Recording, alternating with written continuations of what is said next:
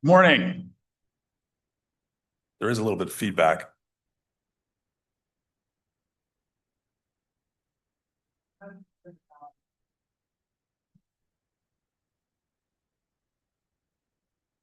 Good morning. Is that better? That's better. Yes.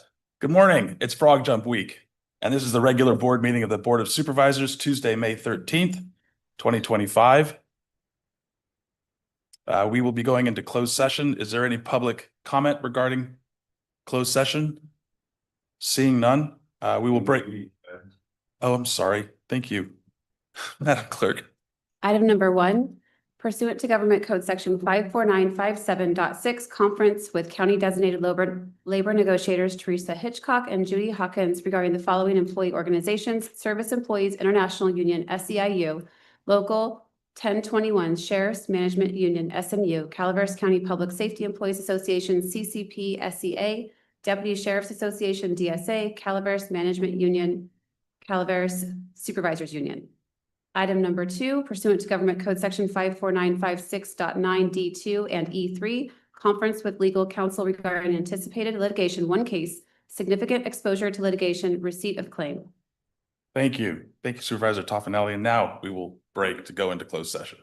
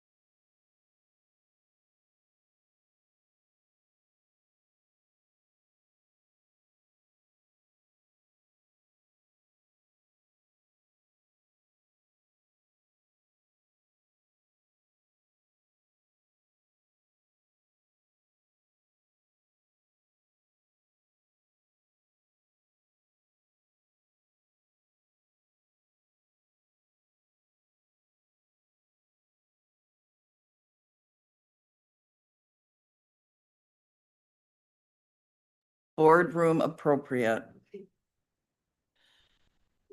All right, so I am talking now. I'm talking about the frog jump that we're gonna have today, and the frogs are really gonna love this weather. I bet we break a record today because the frogs are really gonna like this.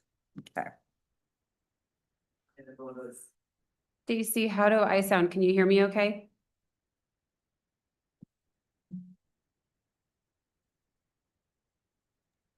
Yeah, sorry. Yes, yeah, I can hear you just fine. And I'm hearing Susan just fine too. The sounds for that. I'm gonna mute this really quick. All right. Well, where you were just speaking now, you sounded far away.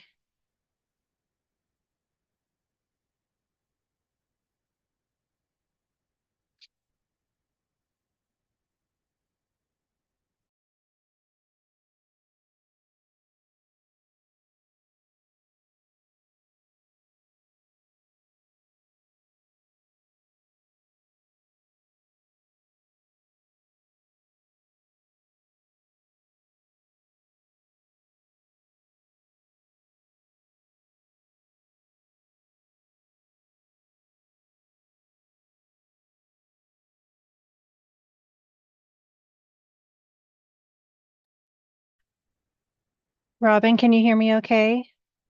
How's that sound? I don't know if you guys don't have anything off, so I can't hear you if you're trying to talk. No, we weren't talking. I just want to Oh, make sure, okay. because you're pretty quiet in the room, so I might need to turn up the TV a little bit. Okay. And I think that is how it is by the TVs, right?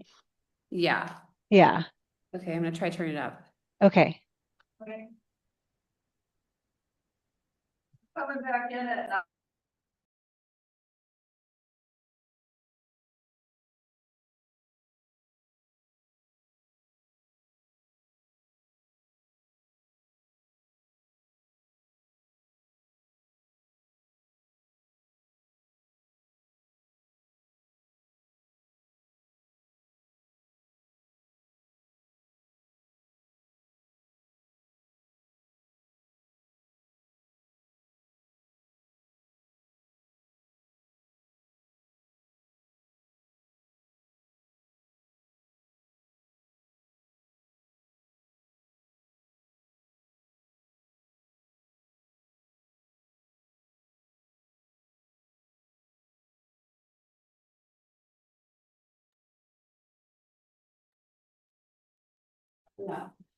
I don't know why. Okay, Stacy, will you talk for a minute? Because I turned up the TVs. I want to see if that helped.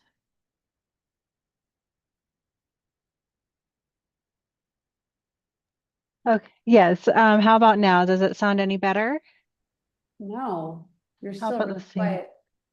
So how about that? No? No, you're still. That actually doesn't seem like it's helping any. I mean, not. I don't hear a difference. I could try changing my headset. I don't, it could be maybe my speaker or that I'm on. Maybe, but I think this isn't turning up the TVs, it's turning up the wrong TV. Hmm. So I'm give gonna me just- change. Oh, okay. Give me just a second. Okay. Oops.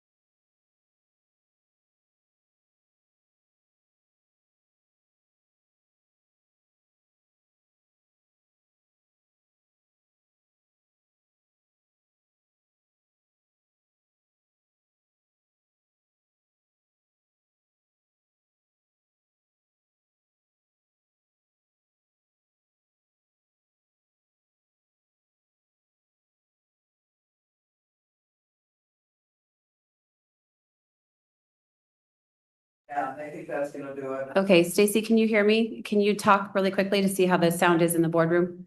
You sound great. So how does that sound on my end though?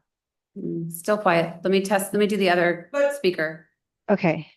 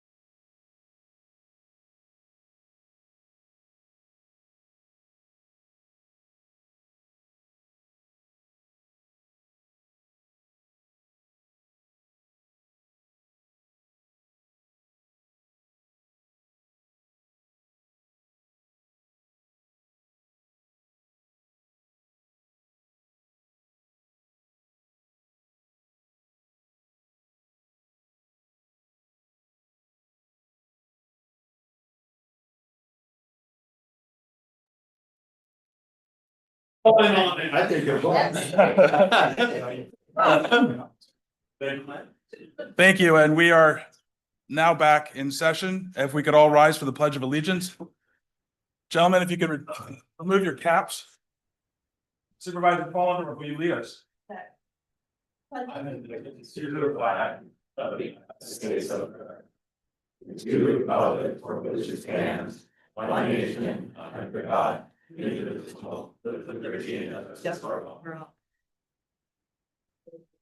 Thank you. Madam Clerk, will you report out from closed session? Item number 1, pursuant to Government Code Section 54957.6, conference with county designated labor negotiators Teresa Hitchcock and Judy Hawkins regarding the following employee organizations: SEIU, Service Employees International Union, Local 1021, Sheriff's Management Union, SMU, Calaveras County Public Safety Employees Association, CCP, SEA, Deputy Sheriff's Association, DSA, Calaveras Management Union, Calaveras Supervisors. No reportable action taken. Item number 2, pursuant to Government Code Section 54956.9 D2 and E3, conference with legal counsel regarding anticipated litigation, 1 case, significant exposure to litigation, receipt of claim. No reportable action taken. Thank you. We'll move on to staff announcements. Ms. Medina. Hello, good morning, everybody. Lisa Medina, Environmental Management Agency. And we have Dolores, Ariel, and Aurora. Aurora and Ariel are pups. They're a little frightened. They got a little frightened by the, come on, babies. It's okay, baby. Go on. They got a little scared by the clapping. Thank you. So, no, it's okay. It's all right.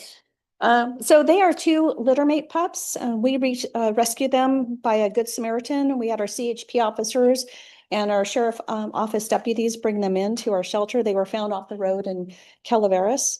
They are a mix of Rat Terrier and Parson Russell Terrier, and they're very active pups. They are approximately 6 months old. They're both spayed and weigh about 17 pounds. They both walk well on the leash and are very affectionate, but very energetic. They will not be adopted together because of something called littermate syndrome or littermate dependency, which can lead to behavioral health issues, codependency, and that type of thing. So if you are considering one of these sweet girls, a meet and greet is definitely necessary in order for you to take them home. And we also have Dolores. Dolores Ransom is our lead volunteer for CCAS. She oversees our schedule for the dog walkers and also the dog volunteers. And she does so much more, including staff support with assessing our pups and keeping our staff up to date on behavior issues and or their health. So the last Focus and CCS free rabies clinic that was held on May 4th was another successful event with 71 rabies vaccines given and 16 microchips. We would like to thank Dr. Brookley Chamber for volunteering her time, our Focus volunteers, and CCAS staff. The next free rabies clinic is going to be held here at the Government Center on Saturday, June 14th from 9 to 11:30 with veterinarian Dr. Grace Bloom attending. For the first time, CCAS will have a booth at the fair this year. Thank you, Lori. We will not have any animals to adopt, but we will have staff available to answer questions regarding our programs, including our adoption and foster programs and our partnerships with Focus, their programs they offer, the Humane Society, and rescues, and much, much more. So come out and see us. That is all I have. Thank you, Lisa. Thank you, Dolores, for all your service. Thank you.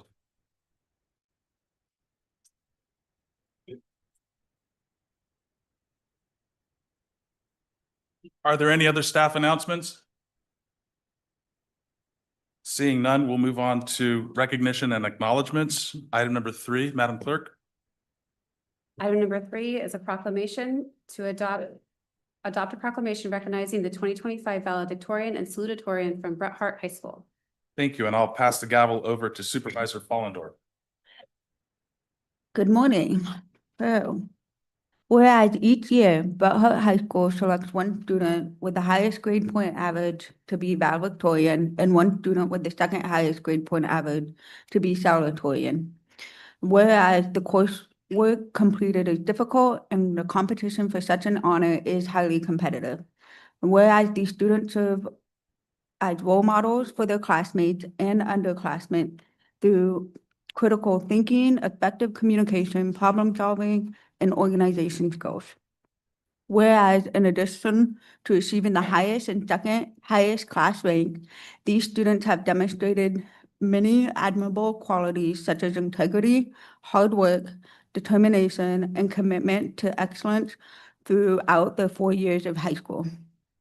And whereas these students are honored at their high school graduation ceremony, but because the achievement is so significant and worthy of recognition, the Calaveras Board of Supervisors wishes to recognize them as well. And whereas the Bret Hart High School valedictorian for 2025 is Sophia Catherine Diak Kearns. If you want to stand up, where they are, yet.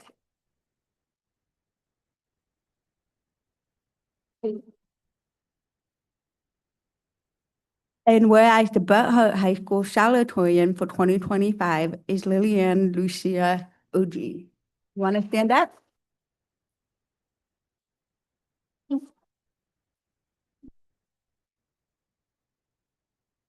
So with that, we've got two wonderful young ladies here. We have scored high marks here at Bret Hart. Are there any public comments?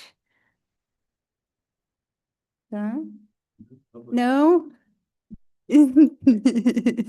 I'm sure your parents are very proud of you today. Yeah? Oh, here she comes. Go and step up to the Step up to microphone. the Yeah. podium. I don't know. I have one thing to say. I wouldn't be here without my parents. They're they're amazing people and they've cared for me so much. And I also want to thank Jesus because he's let me to accomplish so many things. So thank you. Come on, Dad. Come on, Dad. Stand up, Dad. Stand up and take it. Come on. That's your daughter, Rebecca. I couldn't be prouder, obviously. The time remaining is not sufficient to talk about all the great things that Sophia is in our life. I just admire her tremendously. And she's got the best mom. If it was just left up to me, the apple fell too far from the tree. With her mom in the picture, she's got great success coming and she's just a great kid. Thank you. Awesome. Thank you.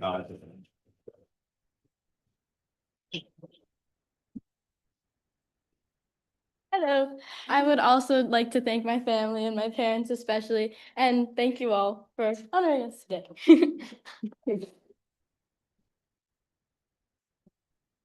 Come on, Dad. Hi, guys. Hey. So yes, we'd like to congratulate both Lily and Sophie. They're amazing young ladies and they made Bret Hart High School proud of them and they definitely made their parents proud of us, proud of them. Lily is heading off to ASU next year where she's going to be studying musical theater and minor in business. And we're just incredibly excited for her to have this journey. So congratulations, Lily and Sophia.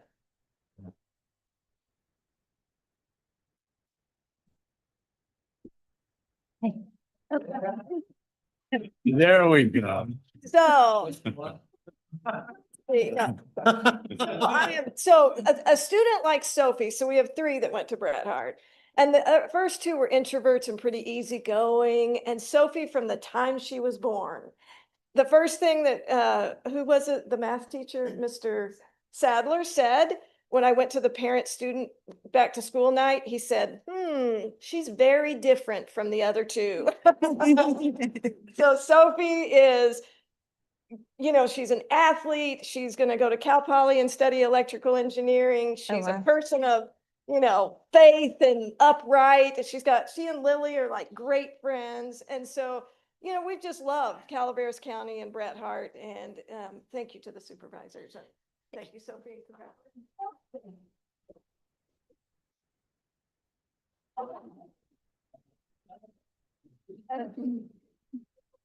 I guess I must do this. I'm not a great public speaker either, so this is a big thing for me. We are incredibly proud of both of these girls. As Susan said, Sophie and Lily are great friends. They couldn't be more different though. They're two very, very different people, I would say opposites in so many ways, but watching them go 4 years through high school from 9th grade, becoming friends, making that connection, supporting each other. It's been a really beautiful thing to see. And I'm excited to see, you know, they're taking very different paths as well, but I'm excited to see how successful they're going to be and hoping that their connection stays the same and continues to grow. Thank you guys so much.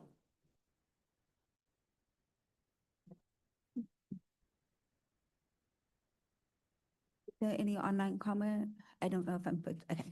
Well, with that, we'll bring it back to the board. Is there a motion to approve this proclamation? Ms. Fullendorf, I'd like to make a motion to approve this with that, you know, even though you wear the purple as opposed to the red. This is a phenomenal point in your life. Your parents did give you support along the way, but you're the ones that made the choices to get to where you are now, and just carry that with you in life, and you'll continue to be successful. Thank you for making Calaveras proud as a whole.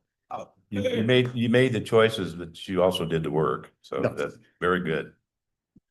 Being purple, I will second that motion. With that, we have a first and a second. All in favor? Aye.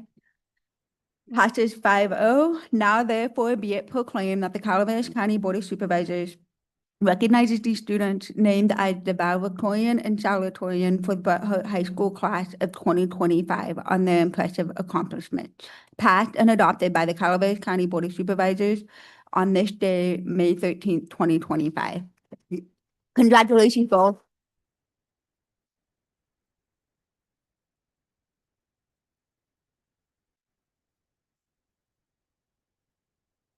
Come up.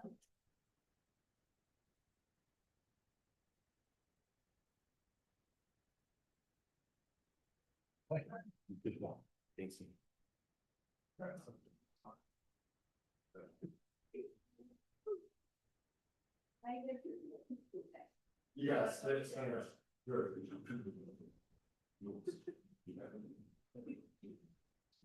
no, Joe, purple.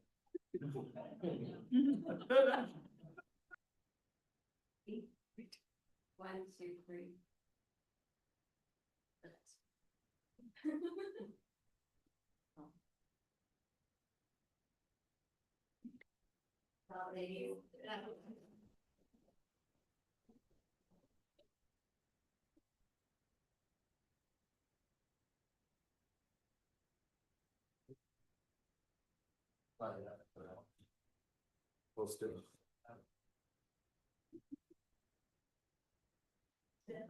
Thank you, Sophie and Lily. Thank you. Thank you for sharing it with us. Class. Well, Susan, you all right? Okay. We'll move on now to item number 4, Madam Clerk. Item number 4 is a proclamation, adopt a proclamation recognizing Calaveras County Fair and Jumping Frog Jubilee, May 15th through the 18th, 2025. And I will pass the gavel over to Supervisor Andal. Whereas the Calaveras County Fair and Jumping Frog Jubilee will be held on May 15th through 18th. And whereas 2025 marks the 132nd anniversary of the Calaveras County Fair. And whereas the first fair of record was held in 1893 in Copperopolis. And whereas the first modern day frog jump was held in 1928 and is celebrated its 97th year. And whereas the annual fair is a community event with which highlights agriculture, the arts, floriculture, and the best of Calaveras. And whereas the Calaveras County Fair generates hundreds of thousands of dollars for the youth of Calaveras County through the Junior Livestock Auction, Industrial Arts Auction, and scholarship programs. And whereas the annual economic impact to Calaveras County exceeds $5 million. And whereas the theme for the 2025 Frog Jump is Ropin' Teams and Cowboy Dreams, saluting our rodeo heritage. And whereas the community celebrates together as one and strangers become neighbors and children make memories. Is there any public comment?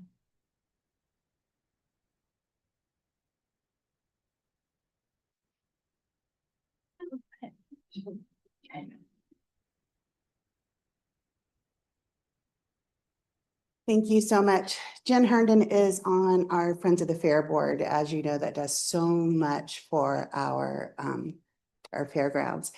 I think what we are most proud of as a fair is we're so proud of our heritage, but we're actually really proud of our culture that we've been able to build, that people really are our neighbors.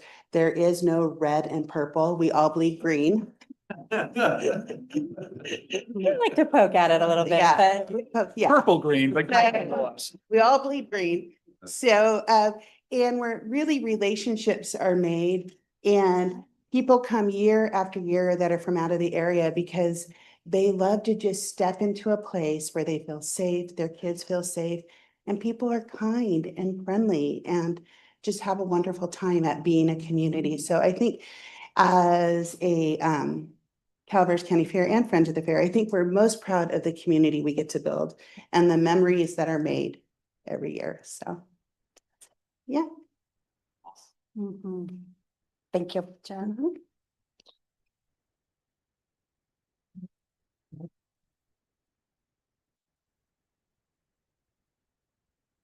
With that, I will bring it back to the board. Oh, is there anybody online? Okay. I'll bring it back and ask for a motion. I'll move this item. I'll second it. All those in favor? Aye. Aye. Therefore, be it proclaimed that the Calaveras County Board of Supervisors proclaims the Calaveras County Fair and Jumping Frog Jubilee to be the signature event in Calaveras County. Passed and adopted by the Board of Supervisors of the County of Calaveras, State of California, this 13th day of May, 2025. Thank you.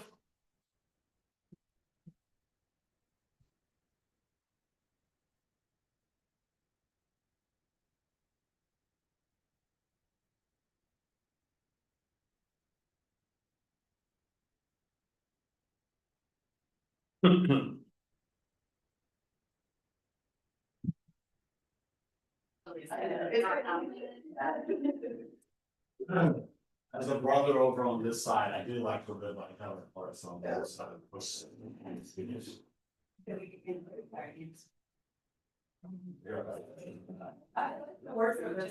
Shirts out today. Okay, that's what's how you coordinated. Yeah. We'll work there. I'm here. All right. That's sweet for you. Thank you. Thank you. Thank you guys so much. I'll change it. Yeah. Okay, see you next time. Yeah. Well, they're on something for 30. Yeah. What does this do?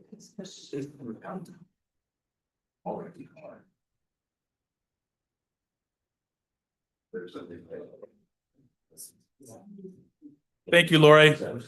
Thank you, Jen. We'll move on to item number 5, Madam Clerk. Item number 5 is a proclamation from Behavioral Health. Adopt a proclamation recognizing May 2025 as Mental Health Awareness Month in Calaveras County. And I'll pass the gavel over to Supervisor Stop. Thank you, Chair. Whereas May is Mental Health Awareness Month, a time to raise awareness about mental health, promote self-care, and reduce stigma. And whereas mental health is essential to overall well-being, and every individual deserves the opportunity to seek support without fear of judgment.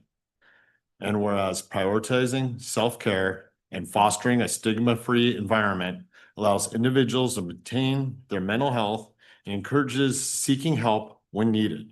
And whereas the Calaveras County Health and Human Services Agency Behavioral Health Program is committed to strengthening support systems by offering tools and resources that raise awareness and help eliminate the stigma surrounding mental illness. We have some comments. All right. Hi, you guys. My name is Danielle Thornburg, and I'm a program coordinator with Behavioral Health here in Calaveras. Mental health has been a prominent part of public conversation and consciousness. Now is the moment to turn this heightened awareness into powerful positive action for lasting change in Calaveras County. Communities thrive when they prioritize mental health. Knowing which programs and services are available to everyone is important when having conversations with friends, family, and community members. Speaking up about the importance of accessible mental health care and working to break down barriers to treatment are some of the few ways each and every one of us can bring awareness and help break the stigma of mental health. Mental health is deeply personal, and what works for one person really might not work for another. It is important to explore which practices and/or treatments best fit a person's unique needs and circumstances. Here at Calaveras Behavioral Health, we understand that and try our best to give each person a variety of options that will work best for them. We have programs and partnerships in place, such as the Pure Wellness Center and NAMI, that offer support outside of the clinical setting. In addition, people that attend groups at the Pure Wellness Center and NAMI do not have to be clients of behavioral health. These partnerships are open to anyone that is 18 years and older with lived experience around mental health. The Pure Wellness Center promotes well-being in all aspects of life, mentally, emotionally, and physically. We offer a wide variety of groups and resources to individuals to relax, recover, socialize, and regroup. The primary goal is to provide an understanding and acceptance of individuals with behavioral health needs and raising awareness in our community. These are the first steps in reducing the stigma attached to mental illness. We will be having a Pure Wellness Celebration Day this Thursday, May 15th. I do know it's the first day of May. But it starts at 10 a.m. and we would love to extend an invitation to each and every one of you to join us. It goes from about 10 a.m. to 1:30 with events throughout. And it's just a beautiful way to showcase all the great things the Peer Center has to offer and celebrate the incredibly strong individuals that make the choice each day to work on their mental health. Thank you so much for your time. Thank you, Danielle. Thank you for your service to the county.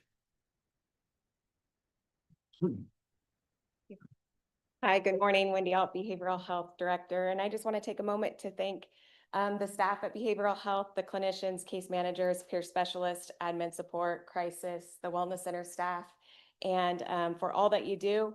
Most of the staff experience secondary trauma, absorbing the stress, the grief, the hardship from those that they serve all of the time. This year, a lot of them have experienced the loss of clients that they serve, and so it's been a really tough year. It's been a ripple effect. They have emotionally, personally, and professionally just experienced a lot of grief. These impacts also compound staff burnout. They experience things that continue to be a growing concern in the behavioral health field across the nation, not just in Calaveras, but the state everywhere. So I appreciate that you guys have hung in there and continue to serve every day. Thank you. In addition to this, last year in our 2024 benefit for health coverage for Calaveras County employees, the #1 medical diagnosis among Calaveras County employees that receive our coverage was depression. So I think that's a huge statistic, but I will say that Calaveras County has done a great job on offering extra EAP services, especially to those first responders, crisis responders. So thank you to Calaveras County also. But this is a sobering insight. It's important to remind us every day that mental health also affects us, not just the clients we serve. So be there for each other. And thank you for that. Thank you.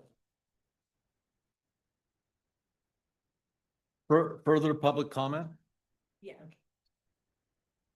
Hi.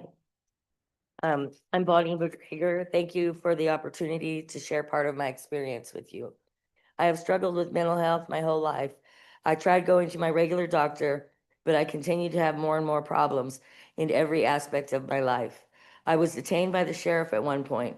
They saved my life by taking me to the hospital, and from there I was sent to a mental health facility. Upon being released, my life started to change. The person who picked me up was my new caseworker from behavioral health. He introduced himself and told me about the therapist at behavioral health, the wellness, and NAMI.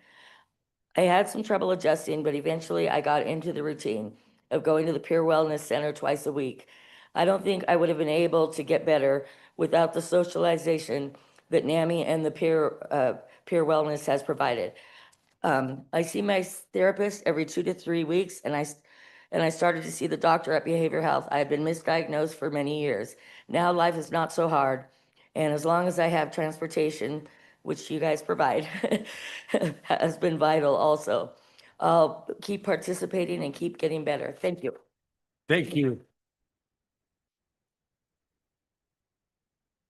Thank you for your strength and sharing with us. It's phenomenal. We appreciate it. Any further public comment? Yes.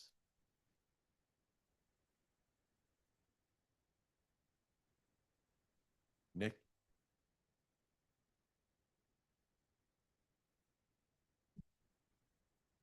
Good morning, Board of Supervisors.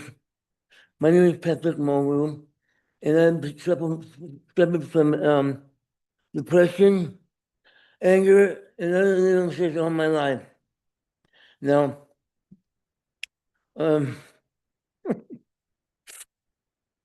these have caused a lot of trouble for me because in school, in grammar school, I used to get picked on and belittled and picked on and had separate fights with many of the students. Also, I've learned that autism is a disease that controls many of people in their lives, but especially me, because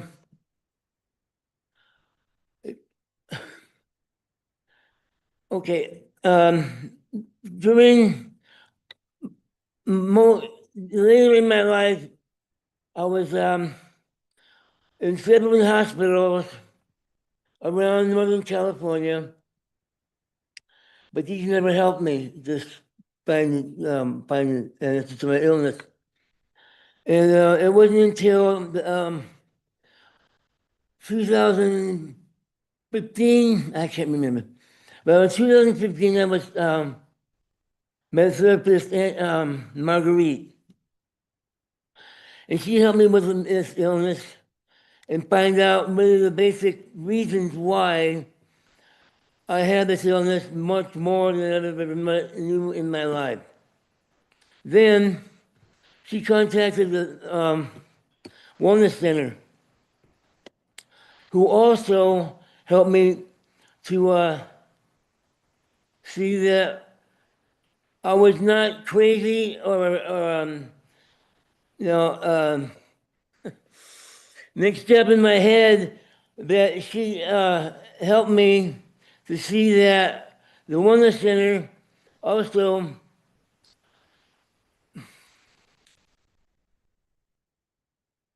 helped me to see that much of my illness is caused sometimes through birth, not always by your surroundings or your associates or your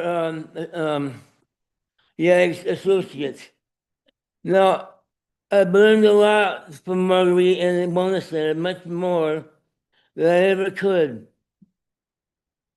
because they've helped me, and the clients also have helped me to see that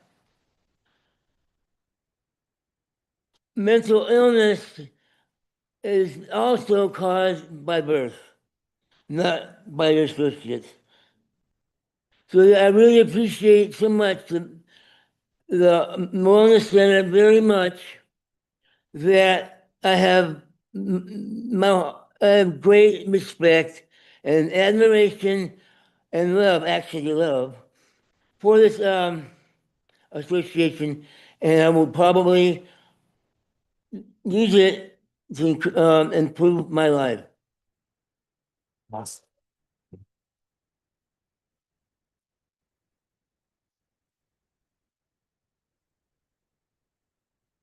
Good morning.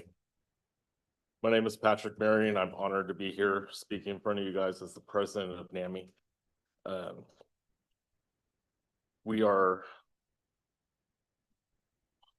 is a very important month for us with the Mental Health Awareness Month. You know, every month we come together to amplify simply powerful truth. Mental health is health. And yet, for far too long, stigma, silence, and misinformation has stood in the way of people getting the help that they need and they deserve. At NAMI, we're working to change that through education, support, and community. We believe that no one should ever feel alone in their mental health journey. Whether you're living with a mental health condition, supporting a loved one, or simply seeking understanding, you are part of a movement toward compassion, connection, and care. This year, our focus is promoting hope, healing, and access, because recovery is real, because treatment works, and because everyone, regardless of their background, race, income, deserve access to quality and affordable health care. Mental Health Awareness Month is not just about raising awareness, it's about action.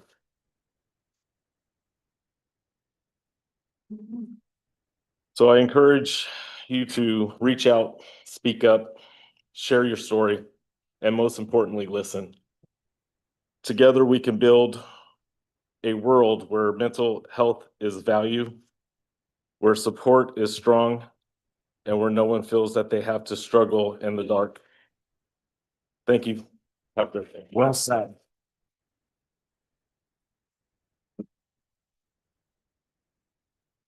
Any further public comment? Anything online? With that, I'll bring it back to the board. I'd like to move. We have a motion by Chair Hubbard. I'll second. We have a second by Supervisor Toffenelli. All those in favor? Aye. Passes on a 5-0 vote of the board. Thank you very much, every one of you that shared today. Hold your head high.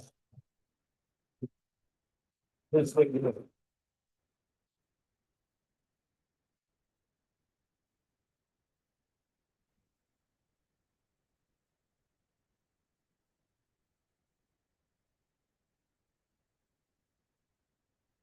We have the people that shared today, if you would like. We would like to come up and get a picture with us today.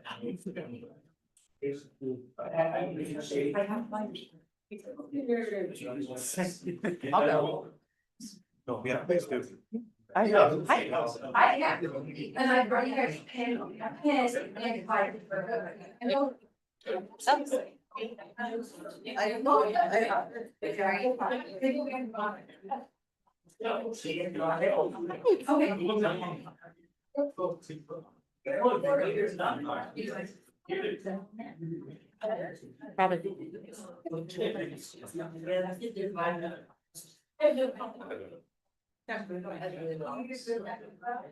All of the grain.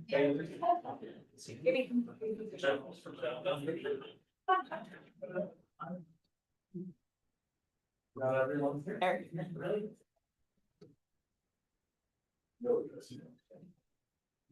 That's better than 50%. That's awesome. I get on a knee and, you know, goes.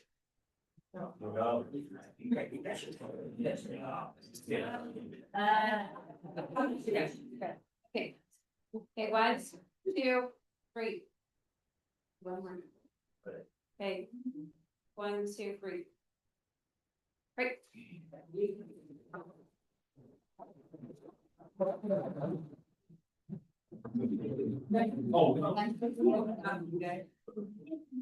Online.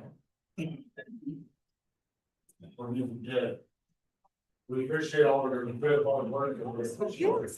Yeah.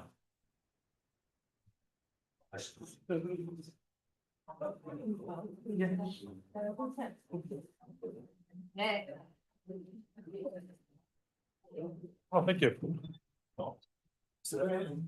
Ben. Sweet. Yeah. Thank you. Lord's of St. Adam there too.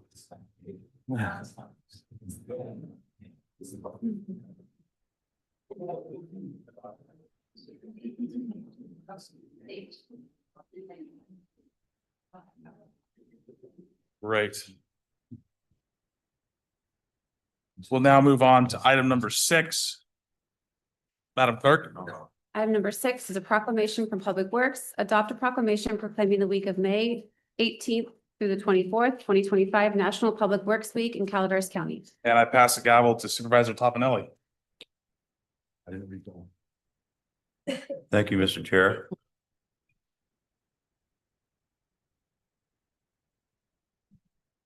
So the proclamation proclaiming May 18th through 24th, 2025, the National Public Works Week in Calaveras County. And we have a lot of public works people here today. Whereas public works professionals focus on infrastructure, facilities, and services that are a vital importance to sustainable, resilient communities and to quality of life and well-being of the people of Calaveras County. Whereas these infrastructures, facilities, and services cannot be provided without the dedicated efforts of the public works professionals, including Scott and his road maintenance crew, mechanics, inspectors, project delivery staff, administrative staff, and employees at all levels of government. These dedicated employees are responsible for maintaining, rebuilding, improving, and protecting our county's transportation infrastructure, essential for all of our citizens. And whereas in the past year, the Calaveras County Department of Public Works has delivered many projects, including safety improvements, roadway resurfacing, and preservation, striping, signage, new bridges, disaster recovery from winter storms, snow removal, and lighting district maintenance. And whereas as stewards of public interest, the Department of Public Works strives to build and maintain safe and efficient public infrastructure while protecting natural resources in partnership with our community. And whereas it is in the public interest for citizens, civic leaders, and children in Calaveras County to gain knowledge of and to maintain an ongoing interest and understanding of the importance of public works and public works programs in their respective communities. And whereas 2025 marks the 65th annual National Public Works Week, sponsored by the American Public Works Association. Any public comments? Micah. Good morning, Chair, members of the board. As your Public Works Director, I just wanted to take a few moments to thank the board for this recognition. On behalf of the entire Public Works Department, we accept this gesture by the board to help us celebrate National Public Works Week. This year's theme is People, Purpose, and Presence, and it truly reflects what Public Works is all about and what drives our team every day. It starts with people, the hardworking staff who show up early, stay late, and give their all, no matter the conditions. They are the heart of this department. Our purpose is clear: to keep our community safe, connected, and running smoothly, from road repairs and storm response to major infrastructure projects, or the fleet and equipment maintenance that supports these efforts. Our mission is service. And then there's presence. People of Public Works staff are always there, often first on scene and last to leave, whether it's in snow, wildfires, or flooding. Our team is reliable, ready, and proud to show up when it matters the most. I'm incredibly proud of our staff, the engineers, the crews, the inspectors, our operators, and of course, our administrative team who bring professionalism and heart to their work every day. And I want to sincerely thank this board for your continued support. Your leadership helps us meet challenges head on and deliver real value to the community. So again, thank you for this recognition and thank you for celebrating Public Works Week with us. We have members of our team here today. We're all wearing our Public Works shirts as a sign of unity. Many of our staff are out in the field today performing a lot of the essential work that needs to be done. So not everyone could be here, but we do have some great people representing our team today. So thank you.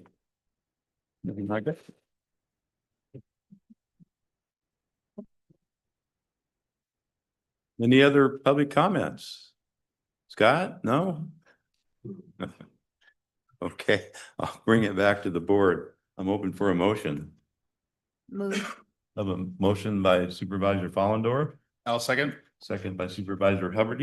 All in favor? Aye. Opposed? Passes 5-0.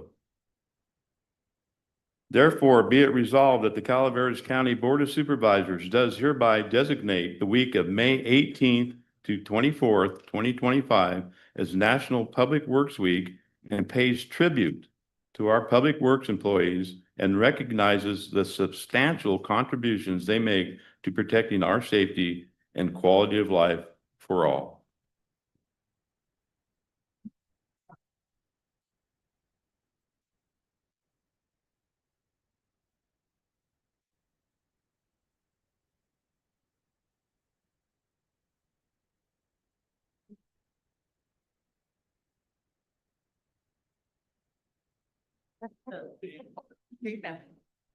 Thank you, sir.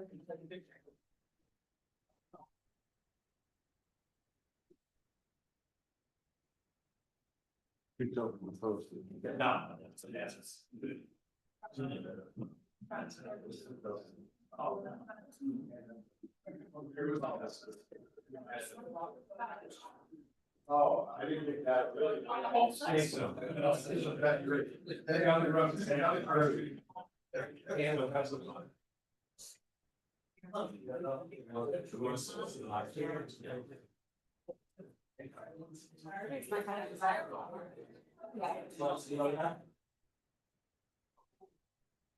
You're tall. You're tall.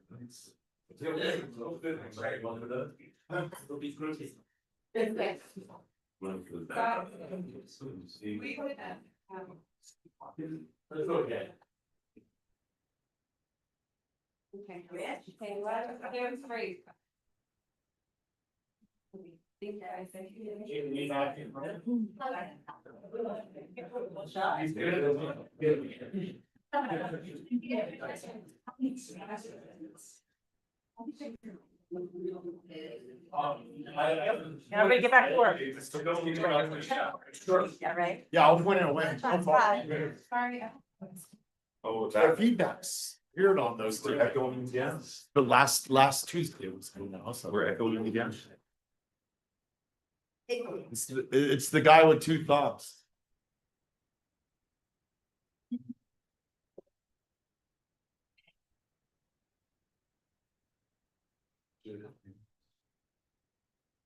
Okay, we'll move on now to general public comment. Madam Clerk.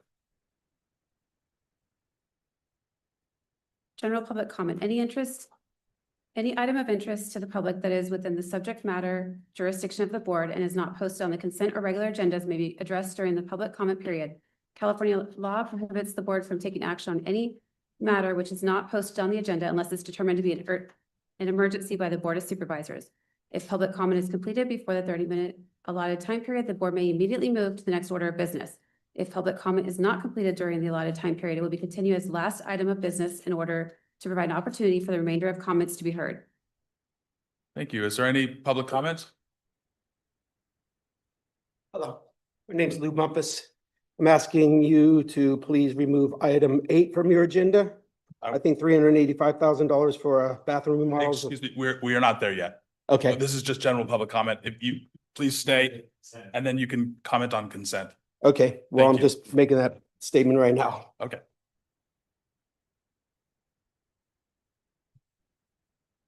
Officer. Good morning, Chairman Hubbard, members of the board, county staff. My name is Nick Cashy.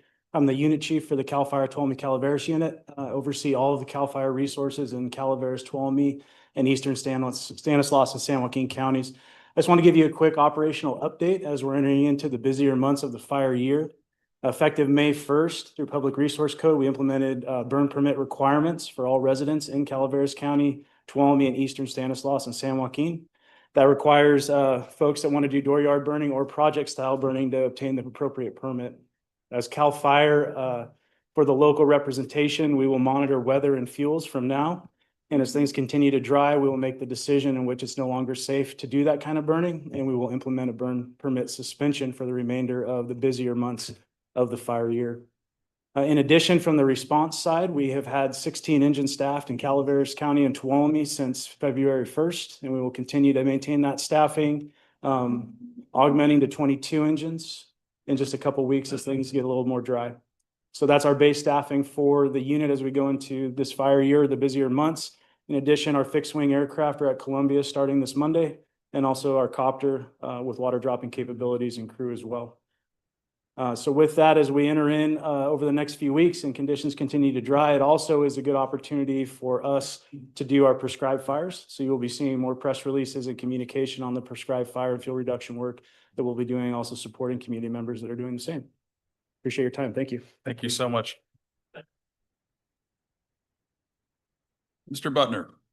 My name is Christopher Butner, publisher of Calaveras 2026election.com. Informed citizens might reasonably question whether the warning letter that Board Chair Martin Huberty received from the Enforcement Division of the California Fair Political Practices Commission was the consequence of a political novice's multiple innocent errors and violations of the Political Reform Act due to failing to comprehend instructions and seek guidance, leading to his failure to disclose, or whether it was an intentional act of income concealment that is ethically and potentially legally concerning. Informed citizens might then question whether Huberty's failure to disclose multiple sources of income, a fact corroborated by the FPPC, was an isolated novice incident or a future glimpse into a troubled pattern of conduct. 4 board members face ethical and potentially legal dilemmas when voting on the 2025-2026 fiscal year budget. Huberty will recuse from voting as required due to his conflict of interests holding a second full-time taxpayer-funded job as the executive director of the Calaveras Visitors Bureau. The ethical and potentially legal dilemma will be whether any of you vote yes to continue funding the CVB in the 2025-2026 budget without first correcting the July 1st, 2023 tourism promotion agreement between Calaveras County and the CVB to accurately represent the CVB's California nonprofit corporation type. On August 22nd, 2023, this board was credibly informed, as was County Council and the CEO, that the tourism promotion agreement misrepresented the CVB's California nonprofit corporation type. The CVB had surrendered its public benefit nonprofit corporation status in July 2021. The CVB had become a mutual benefit nonprofit corporation at that time, operating without valid bylaws as legally required. And for the 2024-2025 fiscal year budget vote, this board was credibly reminded the tourism promotion agreement was misrepresented and needed to be corrected for legitimacy. The board unwisely dismissed these facts. Members of this board, by voting to approve any 2025-26 fiscal year funding for the CVB without first requiring that the misrepresented nonprofit corporation type be corrected in the tourism promotion agreement, will be complicit in Martin Huberty's alleged fraudulent misrepresentation. Respectfully, that would be a very unwise choice for any supervisor currently under investigation for financial impropriety by the FPPC's Enforcement Division. My name's Christopher Butner, publisher of Calaveras 2026election.com. Thank you. Thank you. Any other public comment? Madam Clerk? Seeing none, is there any online? None. Thank you. We'll move on to the consent agenda. Would any board members like to address any of the items? Number 11, please. Number 11. Any other items? Would any of the public now like to? Yes, thank you. Thank you. I think $385,000 is kind of excessive. Just pull the item. Number 8. Number 8. Yes. Thank you. Yeah, we'll come back to it. Okay, thank you. Any other items? I'm seeking a motion then on the. So moved. Thank you. Second? On the remainder. I'll second. Second by Supervisor Andal. All in favor? Aye. Passes 5-0.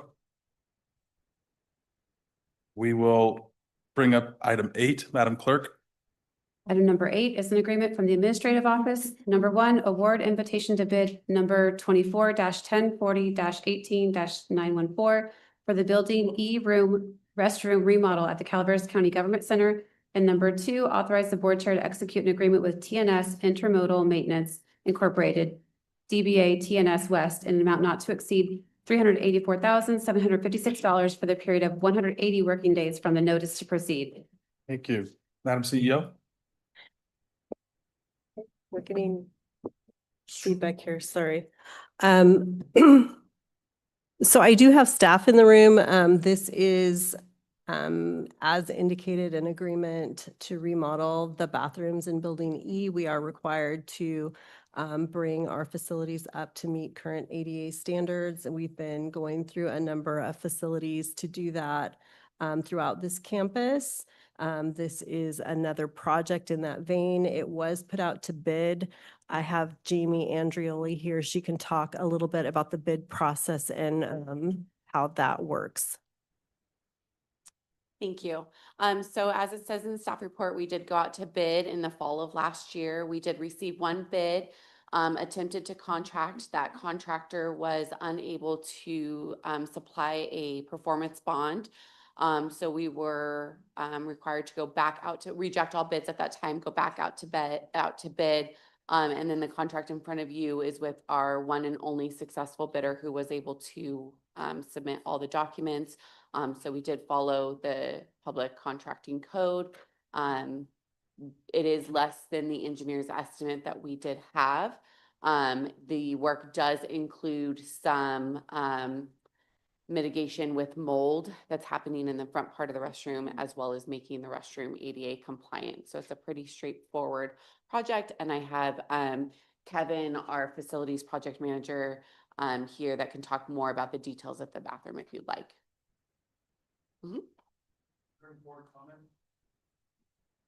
I'll come back to it in a moment. Is there any public comment on any side? Now it's your turn. Come on. Yeah. Yeah. You might want to address that, whatever's coming out of those vents right there, because that looks like black mold right there to me. So this is a lot of money that could be divvied up among other projects in this county. It's a lot of money. I mean, who's going to spend $380,000 on a bathroom remodel at their house or at their business? Nobody is. Thanks.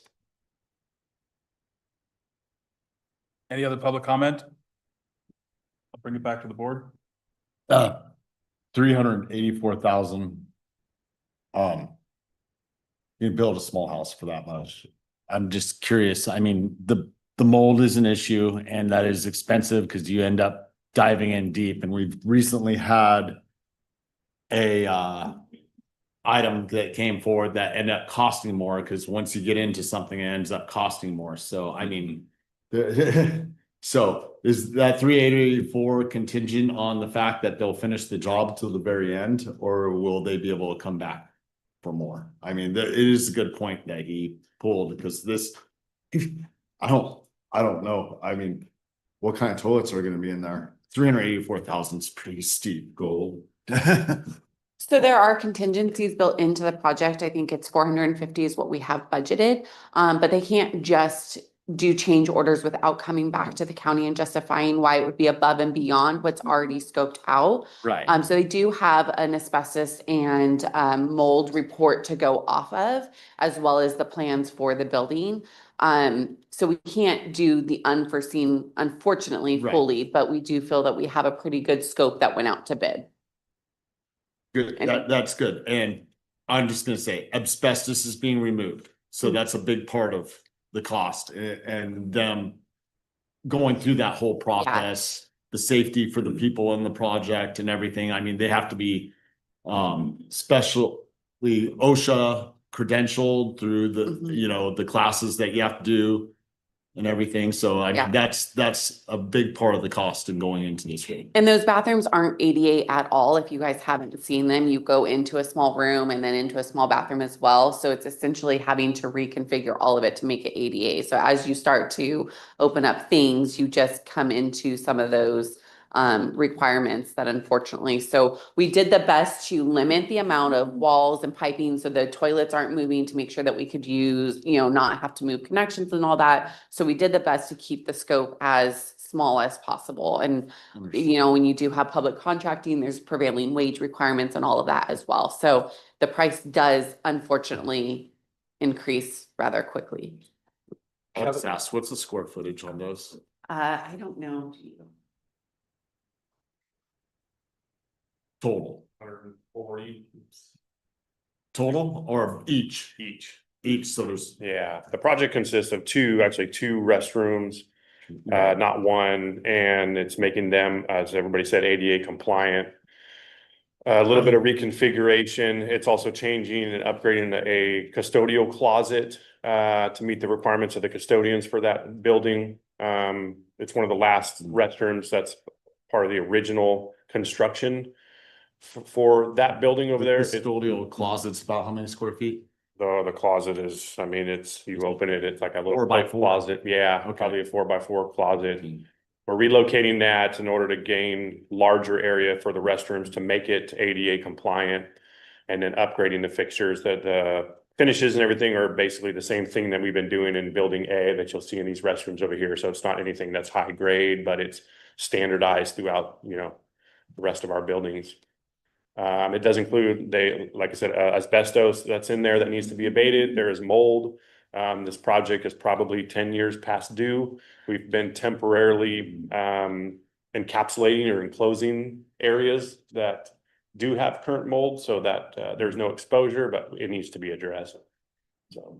Oh, go ahead. I'm sorry. No, Are they currently closed because of this situation? No, the restrooms are open, but we have temporary containment that's out. In the molded areas. Yeah. For safety. Inside the wall cavities. So we have some of the wall cavities that are plasticed off. Based on the mold report that we got, it was as long as they were sealed off and not tampered with, it didn't pose any immediate. But as soon as you open that up or start touching it is when the problem becomes what you're Prevalent. I guess for, yeah.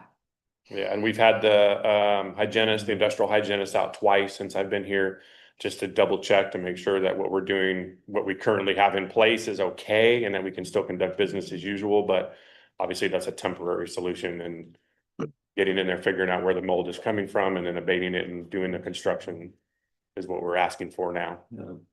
Yeah, and I'm sorry, but you don't know where it's coming from, and you start pulling away sheetrock and everything else and following it. I'm a little concerned, but when are we gonna start on this project, you know? If you guys approve it today, we'd issue the notice to proceed right away, and then Kevin would work with the scheduling. So within the next month, And if then it it's- gets approved today. And then it's 6 months to completion after that, because it says 180 days. Well, that's the maximum time That's they have. maximum, but you don't know what they're gonna run in, so. We anticipate that there's gonna be some unforeseen work that comes out of that project. I mean, we can only give them the information we have, which is the visual inspections and the inspections from the the hygienist that came out and did the testing on everything. So I am anticipating that there's gonna be some extra stuff in there. To the amount of it, we don't know. Is part of this bid to take in consideration some of that? What was provided on the report, the visual stuff that we can see, we did do some destructive, but you gotta be careful on how much destructive you're Right. creating Yeah. when you're doing that. So we're giving them all that information that was part of the bid packet. So yes, some of that is included. And I'm gonna have to watch that real carefully in terms of what's included and what's not. But like I said, I am anticipating that there is gonna be some supplemental work. I can appreciate that. Moving forward, it's imperative just not only for the health of, the employees here and the health of anybody that comes into said areas across Calaveras County, that we do follow through with this. I appreciate what, keep a, hawk's eye, not a bird's eye, hawk's eye view on it as we proceed. And that way we can be proactive on, how much it's gonna go up. Cause right now with what you told me on square footage, we're paying over $1,000 per square foot on this project, which is substantial, being from the construction trades and understanding what it takes to build even a custom home. That's high. But we throw in the hazmat factor, I understand. So thank you. With that, I'll make a motion unless we have more public comment. I did want to say, which Jamie kind of touched on, just to make sure the public listening at home or in the room are aware of the difference between public construction and home construction and the prevailing wages, because it's staggering. And before being in this position, I would not have grasped such a high amount. And I've worked prevailing wage jobs and yeah, that is substantial. You get into the bureaucratic thing, any government building being built. I think also Ouch. that the term bathroom remodel, one thinks of just changing the paint color and doing a little tile work. This is far more structural work that has to get done. So thank you. So do we have a motion? I'll move it. Second? Thank you. Thank you. Thank you. Did you second? I didn't see your like. I will second. Thank you. All in favor? Aye. Passes 5-0. Thank you very much. We'll move on now to item number 11. Madam Clerk. Item number 11 is an action item from the administrative office. Number 1, make a public benefit finding, and number 2, approve the community organization district allocation to San Andreas Rotary Club in the amount of $4,000. Madam CEO.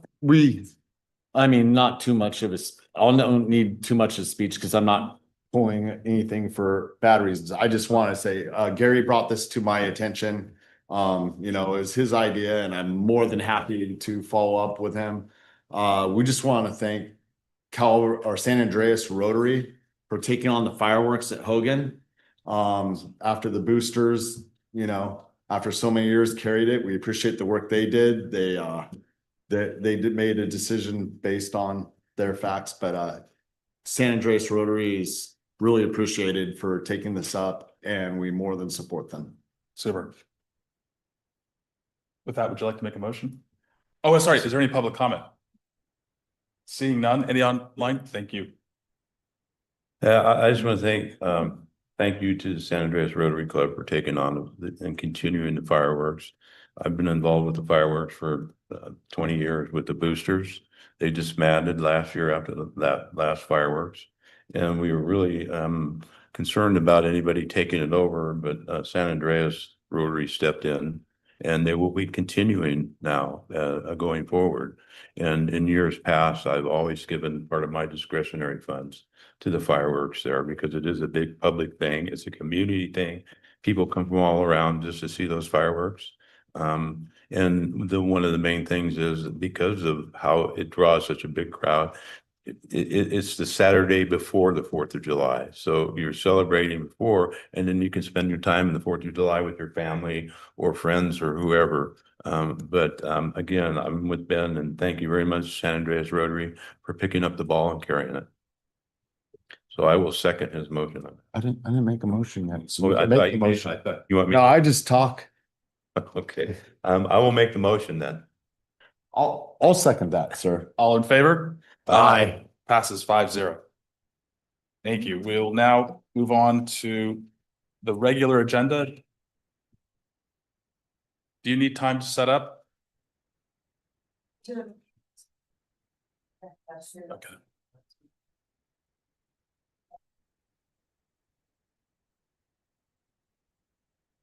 You want to take 5? Yeah, let's break for 5 minutes and we'll be back at 10:20.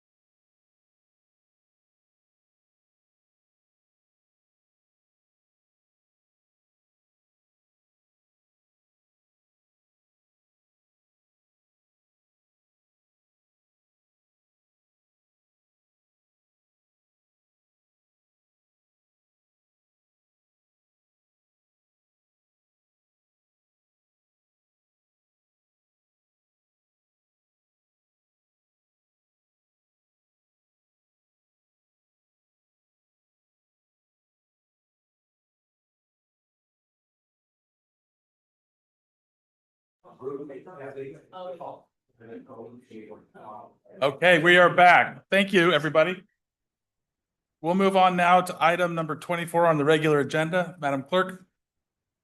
Item number 24 is an informational item from Human Resources. Number 1, receive a presentation from Stacy Witchell with Evergreen Solutions LLC on the organizational review conducted for the Health and Human Services Agency. And number 2, provide direction to staff on the next steps.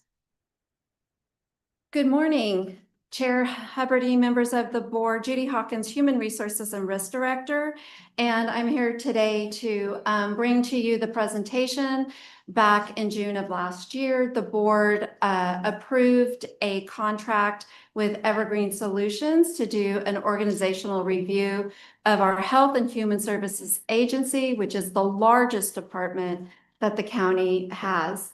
And this recommendation came from the class and comp study that we did. And so now we are bringing back to you the recommendations of Evergreen. And I do want to make sure the board is aware, we still will be, once the board gives direction, so we will be asking for direction at the end, we will be sitting down with the different divisions and really going over this plan in detail. And then also we will be bringing back to the board any changes that comes out of those meetings. So the board will approve any changes that we make due to the class and comp. The organizational review, wrong year. So, all right, I'm going to hand it over to Stacy Witchell from Evergreen Solutions.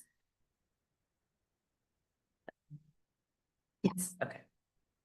Well, I was gonna say good afternoon, but I'm not on East Coast time. Good morning. Thank you for having me here. Thank you, Chair and board members. We'll go through the presentation now, and if you've got questions along the way, please don't hesitate to ask. We'll hold them to the end, whichever your preference is.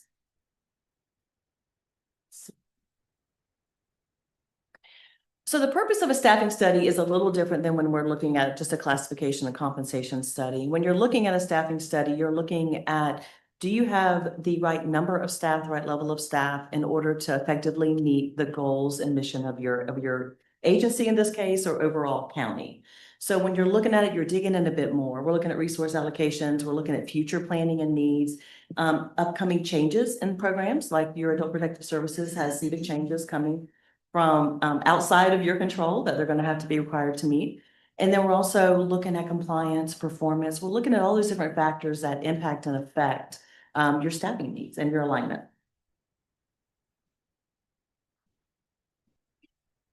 Okay.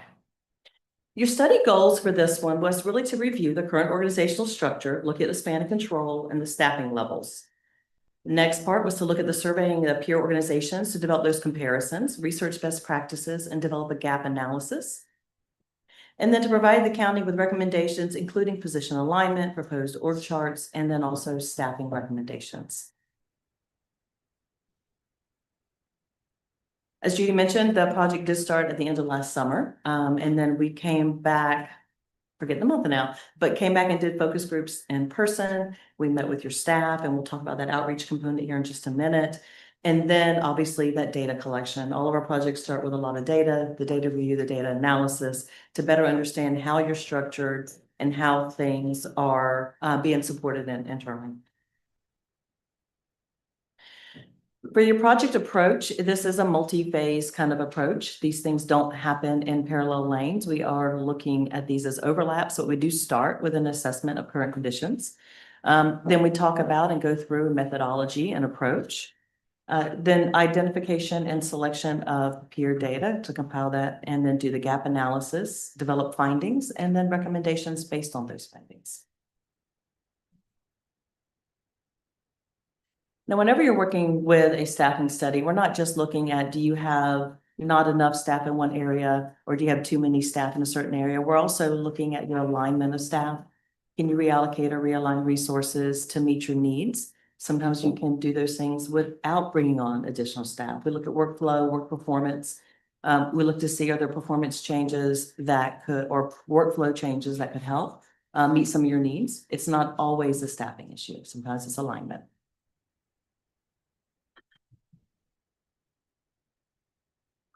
HHSA is a little particular and has specific needs in relation to looking at other departments within the county. We look at case load standards, state and federal guidelines. We're looking at service delivery, efficiency, equity, upcoming changes, community needs and demographics, staff retention and recruitment challenges, salary budget, and available funds.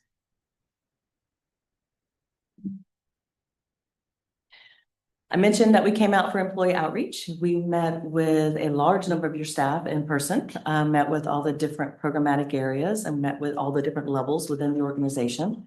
And then we also did an anonymous survey.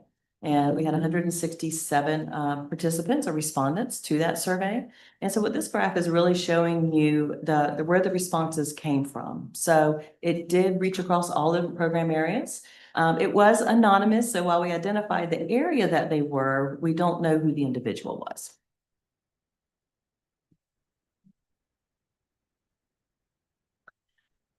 One of the things that we specifically spoke to and looked at in the survey itself was really based on what we were hearing in the focus groups, and that was, have your workloads changed over the past 3 years? Have you seen a significant difference or impact on workloads? And so you see, by and large here, based on increased moderately and increased significantly, you've got, almost a 70% response rate of workloads have increased over the last several years.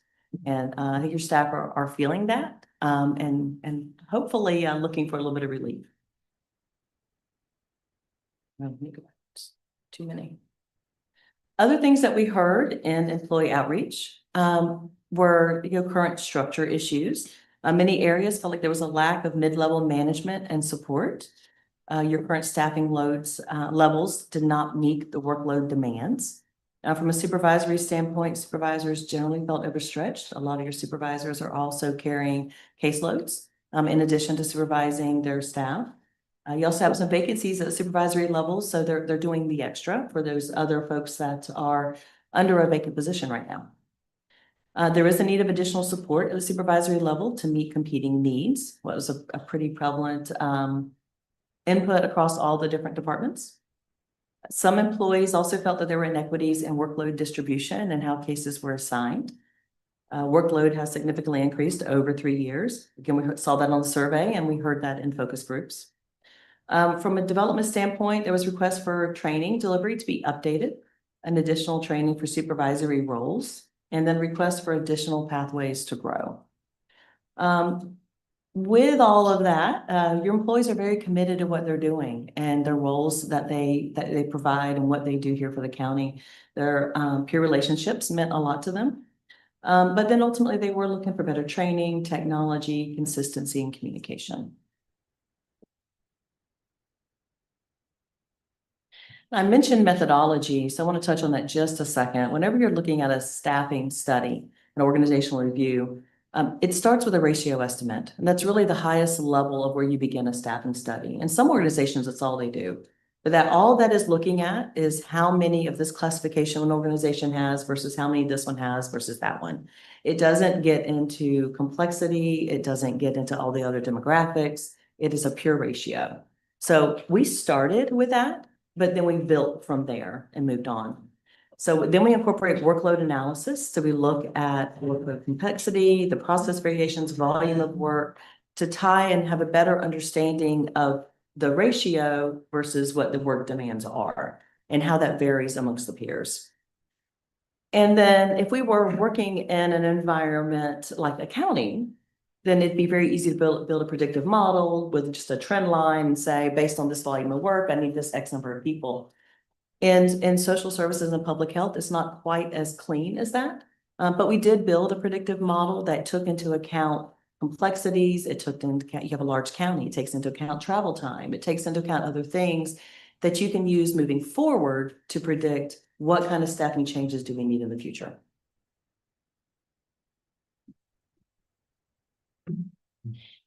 Your peers that we utilized for the organizational study, a lot of them were very similar to the peers that we used in the class and comp study, a little variation here, because the goal here was to look for organizations that were similarly structured to you, because a lot of your peers do things a little bit different, right?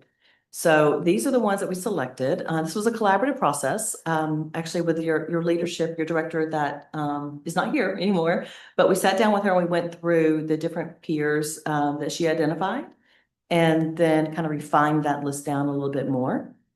And we were looking for things like similar different demographics, population, socioeconomic status, budgets, services offered to the community. And then I also really wanted to identify those peers that had success in their metrics, right? If you're comparing to peers that don't have reported successes, that may or may not be who you want to compare to. So we identified those through the course of the study as well. You'll see a couple of asterisks there on 2 of those peers.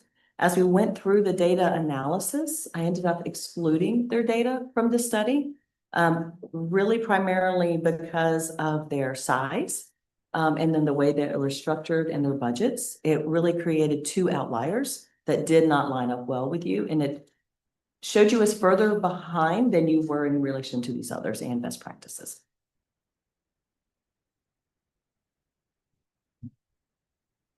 Just when you were doing this peer survey, it wasn't just, their input on successes and everything. You also pulled down did you pull down some state data on whether they're meeting their expectations and goals? We did. I ended up using the state data that was on their websites almost as anecdotal because some of it is pretty dated.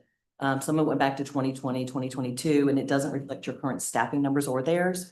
But I did use it for what are they reporting and showing, and then identified it here. We also requested metric data from those peers. A few of them provided it. It took a while to get that data. Most of the counties didn't track it and reported it in such a way that it was available, compiled, or in a dashboard or something like that. So, but we did request the data and made it available.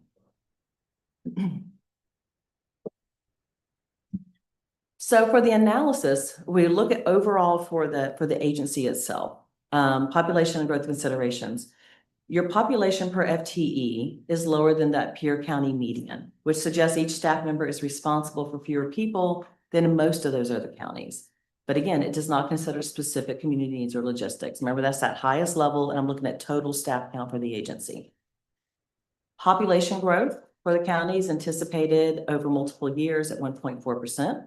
So growth over a 5-year period was near the median, indicating steady but a manageable demand on increases. The number of adults 65 and over is above the peer county average, pointing to a notably older population with specific care needs. And the U.S. Census also tracked and reported on the number of veterans by county. And so we captured that number as well to look at that and how it compared to your peers. So your veteran population sits just below the median of the other peer counties. If I could put an asterisk on that data though, remember that last round of the census was COVID. So there could be a chance that some of those numbers are underreported.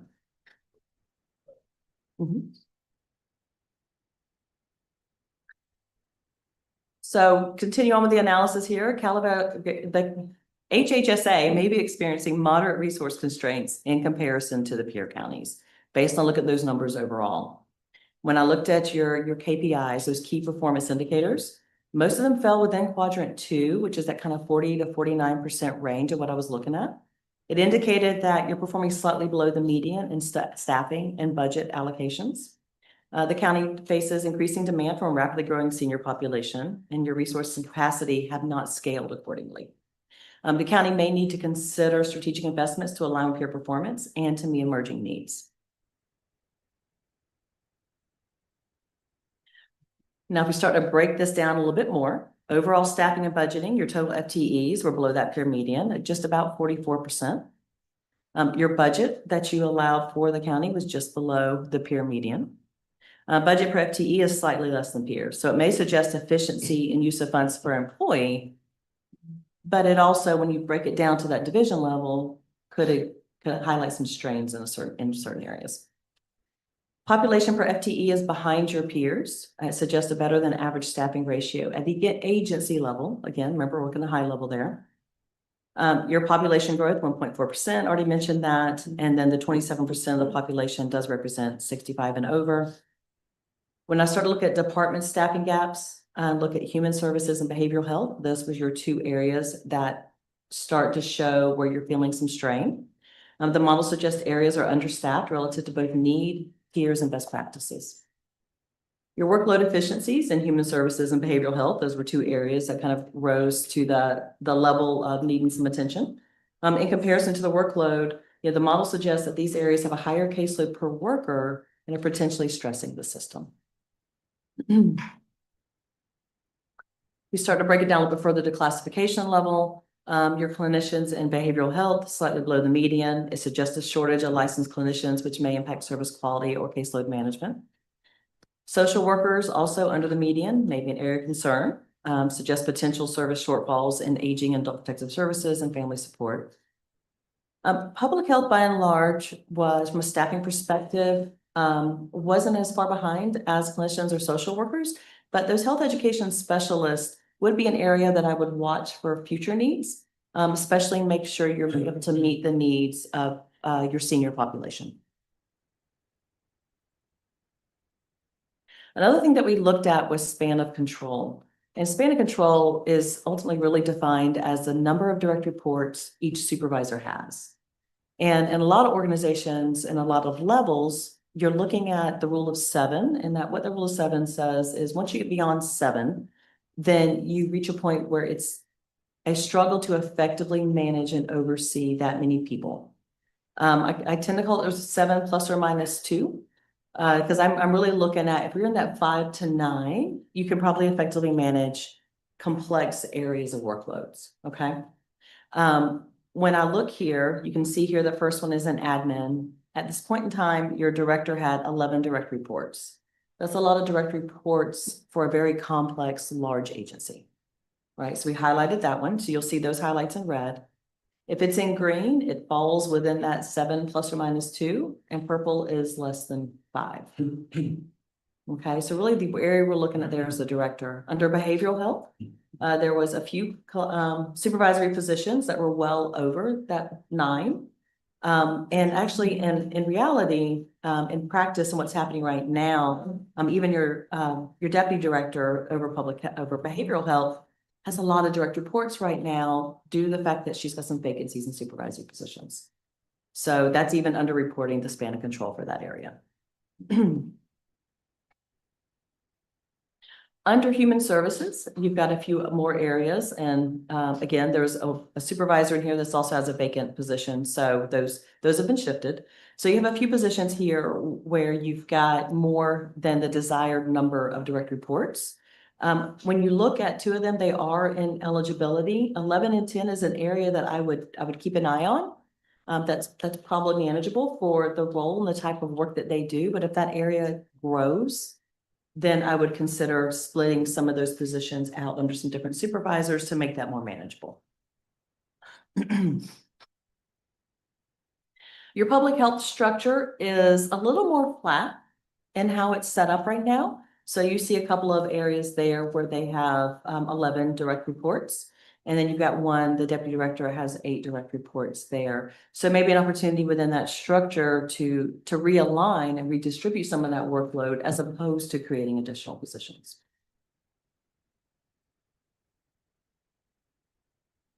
So again, as we kind of move into some of the recommendations here, Calaveras County is efficient in some areas, but faces staffing shortages in critical service areas, especially in adult protective services, in your clinicians, and those supervisory positions.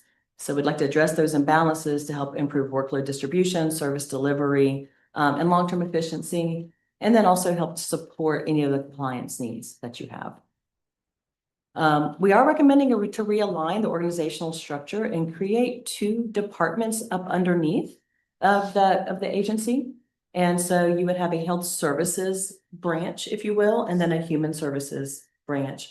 So that would take public health and behavioral health under one umbrella, and then all the social services and related programmatic areas under another. This would help you to better align staffing and also optimize resource allocation, workload distribution, and provide the appropriate levels of supervision and support. For your supervisory workload, we want to consider redistributing cases and responsibilities from supervisors with excessive direct reports to those with a lighter workload. So again, that helps meet some of the needs that you have within existing resources as opposed to adding new. And then benchmarking against best practices. Your industry standards for many areas of the government sector recommend a span of control approximately 6 to 8. So again, depending on case complexity and service area, we want to look to see where can we help align some of those different work units so they fall within those standards. One of the structural recommendations that we're also making is to realign compliance and create a compliance office so that your compliance functions, those audit functions that happen within the agency, are up underneath the director as opposed to being embedded within the different department areas. We want to, within the areas of health services and human services, realign some operational program functions between the assistant and deputy directors to redistribute workload at the executive level to create an appropriate span of control over functions and supervisory responsibilities. We're going to shift work units under the program area managers to align, and then create obviously a better uniformity of structural design, and then also create a leadership training development program to invest in your current employees. This would allow for the development of internal talent for future leadership roles, and it provides structured learning for emerging leaders, supervisors, and senior staff. It also supports succession planning, retention, and promotions. Now, your staffing recommendations, these initial recommendations that we made here are conservative. So the initial look that we did looked at how can we help you realign organizationally? Where do you still need some support? In an ideal world with much larger budgets, there may be some additional positions that we would put on here. But this is the one that we put forward originally. And there are 10 positions in here. Primarily, it is to address creating those 2 different departments, creating that compliance office itself, and then allowing for additional support within adult protective services and then on behavioral health. One of the positions, and actually I'll talk about it on this next slide. I'll hold that thought for just a second. After meeting with leadership and going through the potential adjustments and what would be within means for the upcoming year, this is that refined list down to 5, right? And so this is looking at moving forward, what could you do in the more immediate term to address those needs? And one of the positions you'll see here is a program evaluator within the administration and compliance office. And that would focus on child protective services. It could also support some other program areas as well. But creating that one position would free up 2 social workers within that work group. So instead of having to create new, then we can actually utilize positions you already have to meet that need. Does that make sense? So those are some of the types of things that we were looking at, because I can't be a program evaluator and do the audit function if I'm also working the cases. We've got to separate those 2 things. So that one change, it does create a position, but it frees up 2. But these are the ones that we are looking at in the more immediate to address those needs. The supervisory positions would address the need to be able to redistribute some of that workload, provide that frontline support, and help to meet the needs of your current employees. So in conclusion, the county is committed for addressing its organizational staffing needs. The proposed model will accommodate different patterns of growth and allow for adjustment based on needs. And the positions identified should be a starting point to assessing implementing staffing changes in the near and longer term. Any questions on this study? Thank you, Stacy. Do we have any board comments? Supervisor Toffenelli? I do. Under the findings and recommendations and realign organizational structure and create 2 departments. Of the other counties that you compared us with, how many of them have 2 different departments?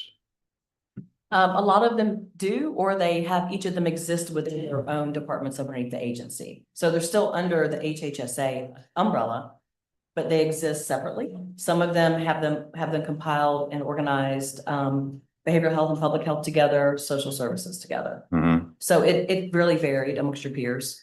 So there's no common thread there on it, what your recommendations are here with 2 separate departments.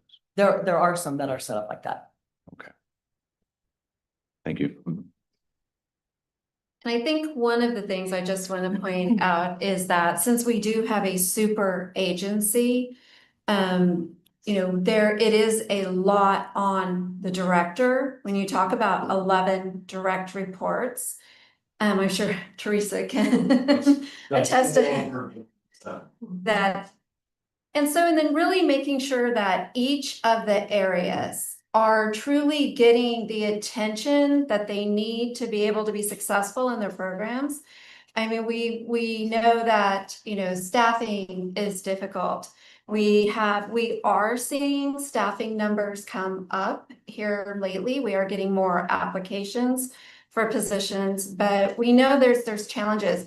The state has made it almost impossible for all of our departments or divisions under HHSA with all of their mandates, and many of them or most of them unfunded. And so they have to meet all of these very difficult mandates and then be able to still, you know, serve the public in a manner that they have all, you know, they put their hearts and soul into serving the public. And so the idea of having those two areas is just getting more support and attention to those deputy directors, managers, program managers to help them be successful in their areas. And we do know that there are concerns in this time that we're in with unsure funding, what's going to happen.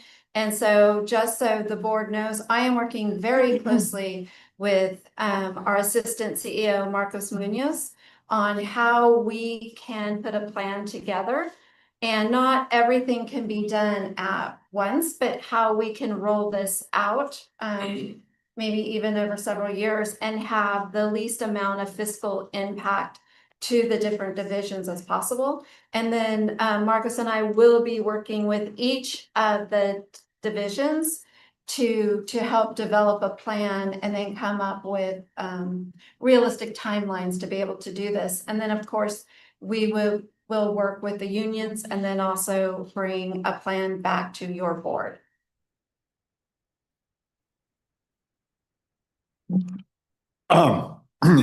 Yeah, I thank you for bringing up uncertain funding, because none of us know with the federal dollars coming down right now. And as we move forward, you know, committing to some of this, certain funds may come back and we may have to pull back. And it's unfortunate because all these services are needed. But if we don't have the funds to provide them in the future, depending on what they may be, our hand may be forced, and we may have some people in our community that are in need, and we may have to not just find the realignment that we're suggesting here or whatever it may be when the board decides, but realigning some of those services and finding a way how we can provide them, or working partnership with other entities to provide this. I want to say that because we commissioned this report, some time ago, or study, excuse me. And now we have it and things are in flux. I mean, things are always fluid, but it's a waterfall right now. And, a flood, we don't know which way the water's going to go. So But I'd like to add, just from the proclamations earlier, when I forget who was talking about it, but depression. I mean, when we hit these times, depression is going to hit a lot of people, and that there's going to even be more need for these services. So, is there any other board comment? Supervisor Collendorf? Yeah, I know you're talking about the services provided, but I think it's also just internal, just what is gonna make the most sense to make sure that the employees are feeling supported to be able to continue what other services are provided in the future. Because I think that, that's why we're here, is really to support the employees right now to make sure that they can continue as these workloads continue to build up. And we need to make sure that they're getting that attention and the tools they need to be successful. Otherwise, all of these services to the public aren't going to be successful at all. So I think we need to make sure we're taking a step internally to make sure that we're getting that attention and the tools they need to be successful. Otherwise, any all of these services to the public aren't going to be successful at all. So I think we need to make sure we're taking a step internally to make sure that we're getting that attention and the tools they need to be successful. Otherwise, I think we need to make sure we're taking a step internally because we're only as good to the public as we're supporting the staff right now. So I'm open, I mean, we asked for this for presentation, and so I'm open to this, as long as staff knows that this is gonna be, it's gonna be some bumps in the road as we go through this process, but if we're gonna go through this to support what they need, we need to go through that bumpy road to get to the end of it. So as long as everyone knows that, and that's our intent, I think we can have something successful in the next, in the near future to keep those services to the public. Supervisor Stopper. Yeah, are you done? Okay. Ms. Fullendorf pulls up some great points there, and I completely agree with her. And I would like to add to that, so giving them the tools to provide these services successfully, at the same time, setting expectations and goals for them and holding them to them, so that not only are we getting people in the right area, hopefully, a better pay for what they're doing and how much they're working, but also making sure that those are the duties and everything that they're doing and following through with to the end. I mean, it's all part of the big picture, but yeah, part of my fluidity and providing services is, of course, what we're addressing here with the employees. So thank you for Amanda for clarifying that. So one of the things I would also just like to remind your board is that when Evergreen was doing the class and comp study, they did these very focused groups. They did a lot of focus groups. They sat down and listened to the employees. They also sent out a survey to the employees. And they listened to what the employees were saying, which is why we circled back and then did this org review. And then once again, they sat down and listened to the employees, sent a survey out. And that's one of the things that, we are listening to the employees and then now trying to roll out what is beneficial for everybody. But like I said, it won't be all at once. It will be a process due to our uncertainty of funding, but we would like to get direction from the board and then bring back to the board a solid plan on how we can accomplish what Evergreen has identified. So could I ask you, Judy, you said going forward that you were going to be working with everybody. What is the process of that and how long will that take? And so today, if the board gives us direction to move forward with this org review, then we will try to sooner than later set up meetings with the different divisions and then go through, because there's a few areas that we're, need a little bit more information on, and then we will sit down with them and make sure that our recommended org charts are in line with what they do and what they need. And then once we have a full plan, once we know what the impact to staff will be, we will meet with the unions and then we will bring the plan back to your board. I'm hoping that we can get this done within the next few months. And is that something that we do completely in-house and Evergreen is now done with the study? We have their recommendations. And so then the assistant CEO and myself will meet with the divisions and then go through the recommendations, what can be done now. Our assistant CEO is very aware of all of the funding sources. He's also staying on top of what is shaky and what seems a little bit more stable, if there's anything that we could call stable. And then, like I said, we will come up with solid recommendations, working closely with the different divisions under HHSA, and then bring the full plan back. Thank you. Supervisor. I just want to add something. I want to thank Evergreen. Now, crucial employee input and everything. Each person has their own idea of how things should be in their perfect world. And you got to take, how many was it? 100 and some odd different inputs. It was Filter. more than that, but Yeah. 67 on the survey. 167 on the survey. And 167 different opinions.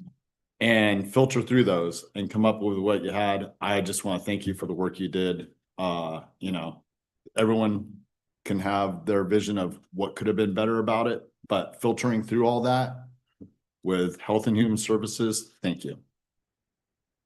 Here for your technical support, questions, if you want to run something through or see if we've got data available and you're checking on something.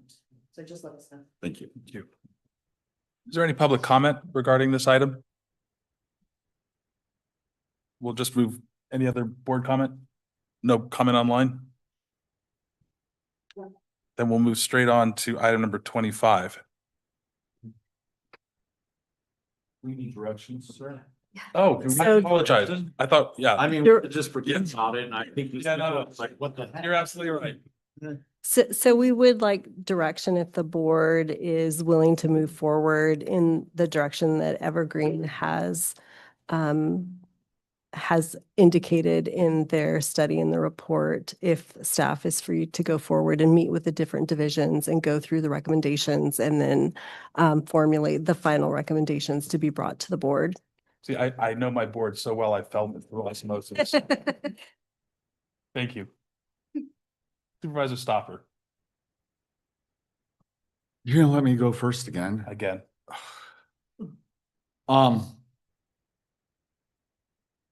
You know, this needs to be done at the same time, timing. I'm having a hard time with the timing and not knowing what's coming down in the future. So I think I want to proceed with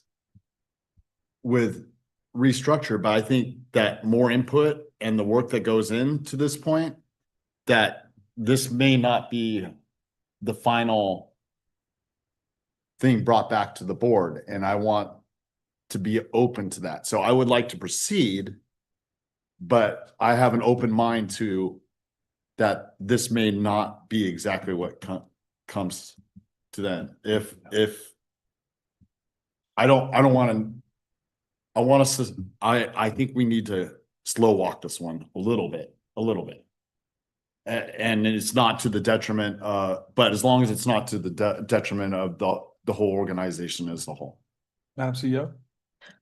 So I was going to say that's exactly the intent, is for our assistant CEO and for our HR director to work with the different divisions on which parts of the recommendations should be implemented and when that implementation should take place. We recognize that it's a lot of data and it's a lot of information that Stacy has put together for us, and we appreciate your work because it's been a tremendous undertaking. But we do feel that we need to work with the individual divisions on what is practical and how those recommendations would be rolled out. Supervisor Toffenelli? Yeah, I'm in agreement. I'm going forward and how we're going to roll these out in these departments. Not sure all of it's going to fit for us, Calaveras. Again, going forward, we don't know the future, what's going to happen funding wise, especially with the federal government and even the state government, because if the feds take money from the state, it's going to trickle down. We're not going to get the funding either, but I'm willing to move forward on it and take our time and go slowly. There's a lot of information here, and I appreciate your presentation to us and the time spent doing it. But yeah, I'm willing to go forward, but we just need to be careful. Thank you. Supervisor Follander? I agree with Gay and Ben, and go forward with, you know, knowing that it's not gonna be exact, but I think we need to do what we can to get the support our staff needs right now, and then we'll figure out where that money starts to come down, I guess. Thank you. Supervisor Randolph? I'll echo my other board members. I really appreciate your time listening to the staff and going through the motions. And I think our staff is aware of the fiscal climate around us and understand our need to slow walk this and get to the end point at some point. Thank you. Thank you. I want to echo all of my supervisors and say, yes, let's go forward, obviously cautiously, but thank you so much. And thank you so much for all the work.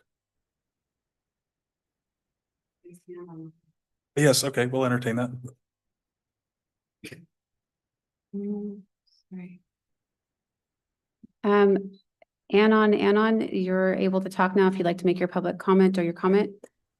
Good afternoon, Board of Supervisors. I'm reviewing the study that was released and the considerable amount of time and expense that was put onto the county for this information to be presented today. I would just like to echo some of the concerns that some of the supervisors were pointing out, and I would like there to be some special consideration into the amount of cost of increasing the number of management positions within administration and how much of that cost might be able to be funneled to actually supporting the direct service provision that I think so many of you have said is so important for your constituents in the county. I'm hoping that there's going to be some consideration put into there and, talking about the financial place that the current United States administration is in right now and the possible foreseeable cuts to Medicaid and some of the funding sources that provide those direct services to your constituents. I can't kind of wrap my head around why there would be such an increase. You're talking about at least $500,000 of administrative positions to the county with moving forward with a plan like this. So I'm just hoping that you all are taking that into consideration as you move forward and you have these conversations with the divisions, looking at those funding sources that are, at risk of being taken away within the next couple of years. Thank you. Thank you. So I think we have our direction.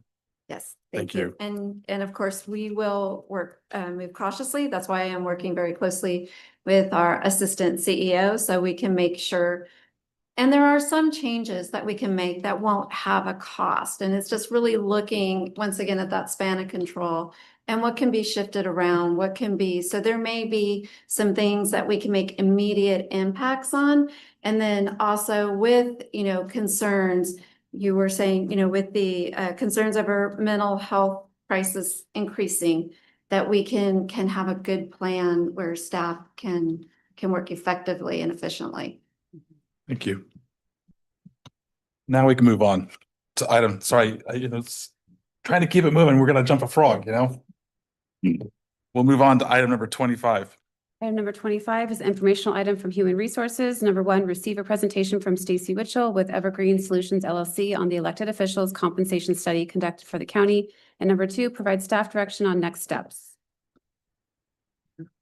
Stacy and Judy.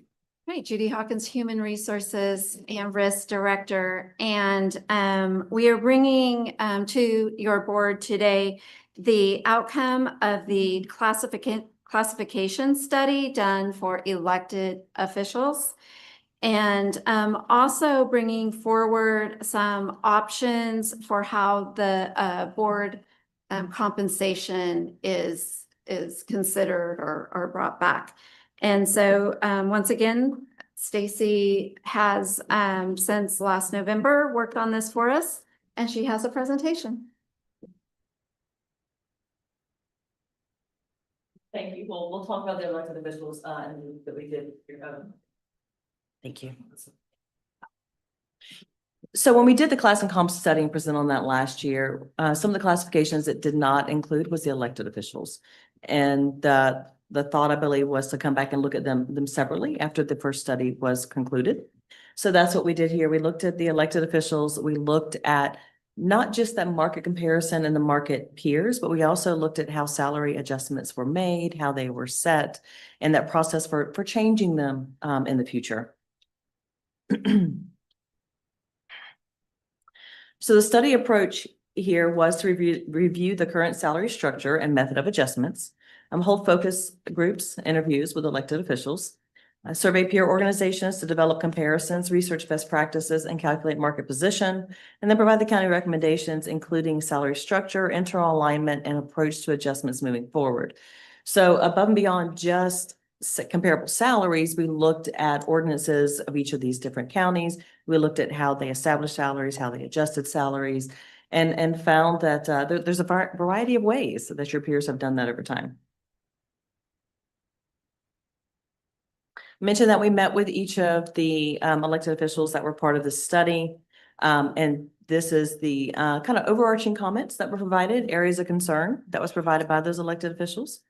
There was concern related to equity for elected positions. Four of them had the consistent pay across the positions, and the scope of responsibilities and their roles differed. So there was a question about that.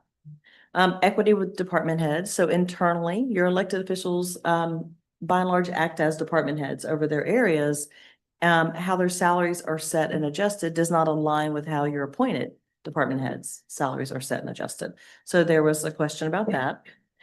Salary adjustments, the manner in which salaries are adjusted, not consistent with peers.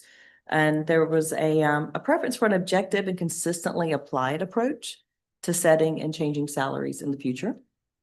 From a compression standpoint, there was a concern over current or potential compression in salaries between electeds and then their county employees, those direct reports. And again, there was requested an approach to help minimize any compression now or in the future. And then externally, there was concern related to salary competitiveness compared to peers. Want to ensure competitive and comparable compensation to attract and retain those quality candidates and officials.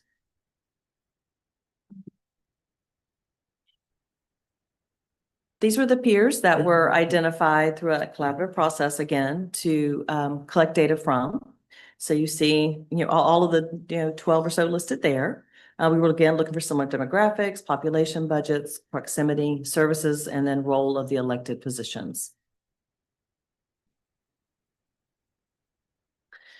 Now we looked at a variety of your peers. And again, just like we did the class and comp study, whenever I'm looking at salary dollars and ranges, I apply a cost of living adjustment. So we make sure everything's at the value of your dollar here. But we did a little more specifically want to take a look at kind of what's the averages across those peers. So for here, you're looking at population budget, square miles of area, that's land and water, and population growth rate on an annual basis in relation to those kind of peers. And you'll see there that the peer outliers were identified as El Dorado, Placer, and Stanislaus due to both budget and population. So I looked at them with and without. I looked at the data with both. Calaveras falls below the average county population. It's greater than the peer budget average without the outliers. Growth rate is below the average, and then overall, there's less area as compared to peers. So it kind of gives you an idea where you stand in relation to those peers that were selected.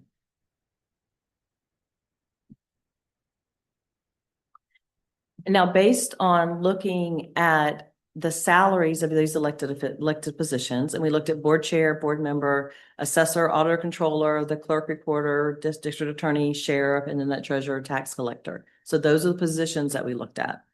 If I looked at all of those counties, including your outliers, then you can see where your differential and salary comparisons are. So your auditor controller was the one that was greatest behind market, and that was at about 14%. And then your board members are about 1.5% to 2% behind a market position. If I look at it with outliers removed, then it improves that position a little bit. Your auditor controller is still almost 13% behind. Board members pretty close to market. And then your other positions are floating, anywhere 4 or 5%.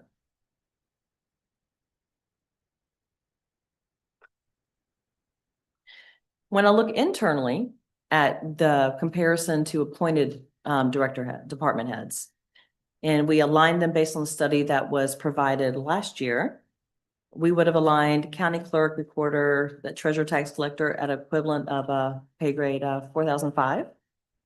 Auditor, controller, assessor, we would have aligned at a 4,006. And the DA and sheriff, we would have aligned at a 4,008. And if I look at those as compared to the midpoint of those salary ranges, then they're 5, 6, and 8% behind.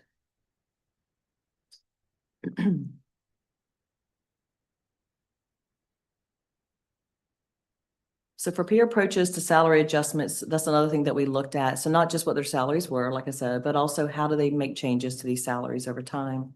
For board members, many of your peers went consistent or a percentage of state superior court adjustments. That way that was the plan moving forward for more than half of them. A couple of them averaged 3 to 5 of their neighboring peers and then did the same adjustment. But then many of the peers they were averaging against also used the state superior court as the method to make those adjustments. And then some of them voted increases. One of them have not done adjustment for their board members since the 1980s. So it's not much change for a couple of them. For your elected offices, it was either adjusted within an agreement, voted increases, tied to board salary adjustments, or it was tied to bargaining units within their office or department.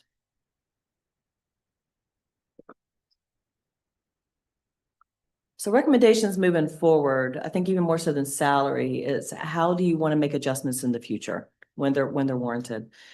So for board adjustments, I would consider a weighted approach that includes both the local market considerations and cost of living adjustments. For your assessor, auditor, controller, for those other 4 positions there, elected offices, I would separate that adjustment consideration from the board. I would align the appointed department head salary schedule as appropriate, and then maintain an internal and external market equity using a weighted approach moving forward. So much like when we looked at the original class and comp study, it was an approach based on both internal and external equity, following a similar methodology for them. Sheriff and district attorney, sheriff, the salary should consider statewide law enforcement trends. And then I'd also look at 3 to 5 comparable counties to make sure you're staying in line with that market. For your district attorney, necessary adjustments should consider, again, compensation trends of those regional public attorneys and 3 to 5 comparable counties. And also look at internal equity since you have legal counsel internally.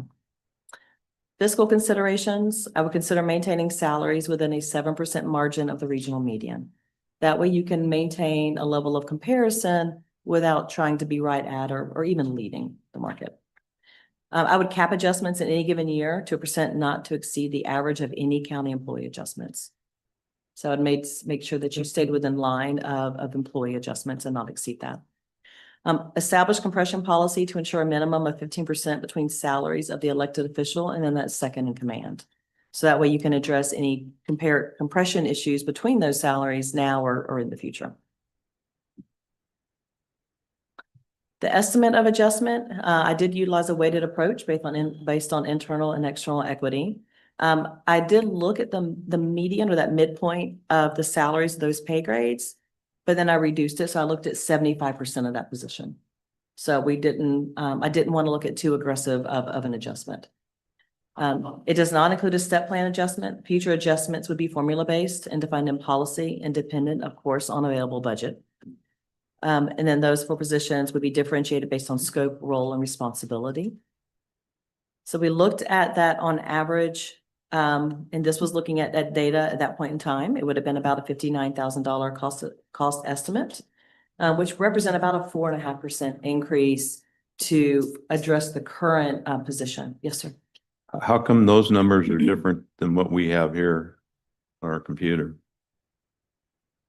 Our agenda item says 51,765.47, 6,470.88 or 68, and a 4% average. They're not the same. I think there was an update. So I think what you're looking at there, I did adjust them. When I was running the calculations, I looked at adjusted to 75% of calculated position. I reduced that to a 60% of weighted. And I was looking at cost estimates. And so I think that's what an error may have gotten uploaded. So what we did is, for the agenda item, we pulled what Stacy had provided, and then I did ask staff to make sure and get the correct. So what had happened is the timing between when we turned everything in, to make sure it made the agenda. My staff then sent the PowerPoint, and so an adjustment must have been made to the PowerPoint between that. We can make sure that we do get copies for anybody that is wanting them. May I ask something? So that adjustment was made within the last week? Yes. We should have got an adjustment or an email or something with those adjusted numbers on it. But go ahead, that's fine. I did not catch that. That would have been, that was my error. I apologize. When we were looking at the cost estimate and what it would be, I was looking at the 60% of that midpoint. And that's the number that I uploaded when I was looking at different budget adjustments and ideas and what to put forward, but we had settled on 75% and I forgot to update the PowerPoint. So that's my fault. I apologize.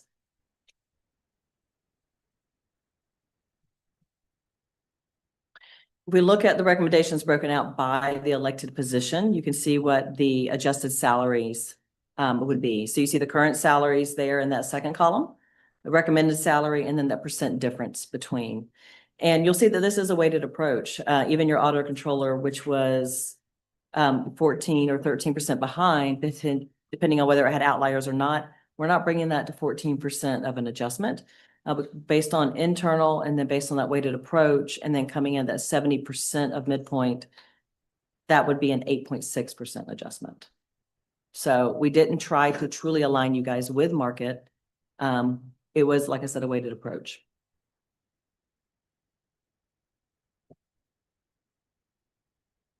And that's it. Any questions on this? Any board comments? Can you expand a little bit on your methodology of your weighted approach? That's, which so that's part? the internal, the external, and the percentage that you gave us here. This is the 75% weighted approach that we're Yes. saying?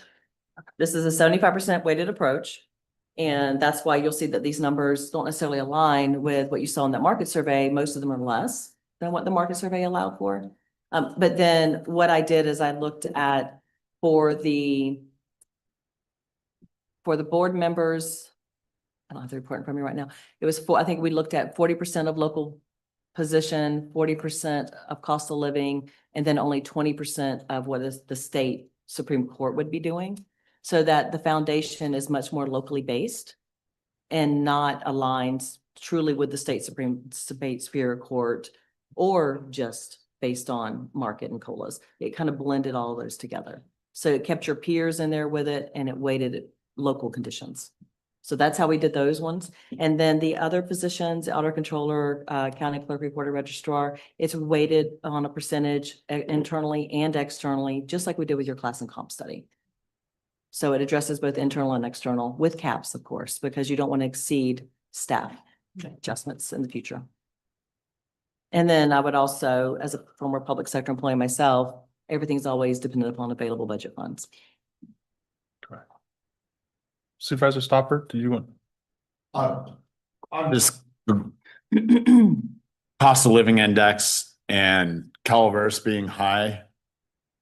And I was trying to wrap my head around that as opposed to like it being higher than YOLO, you know, throw out for example. And then I realized that we have less available housing. You have to drive farther to get to a store. I mean, overall, it's surprising to me that as a rural county, it costs us more to live here when people move up here to save money. But then I look at Mariposa and they're up to the roof above us and they're even more rural, so. Comment regarding this item? Is there any comment online? No.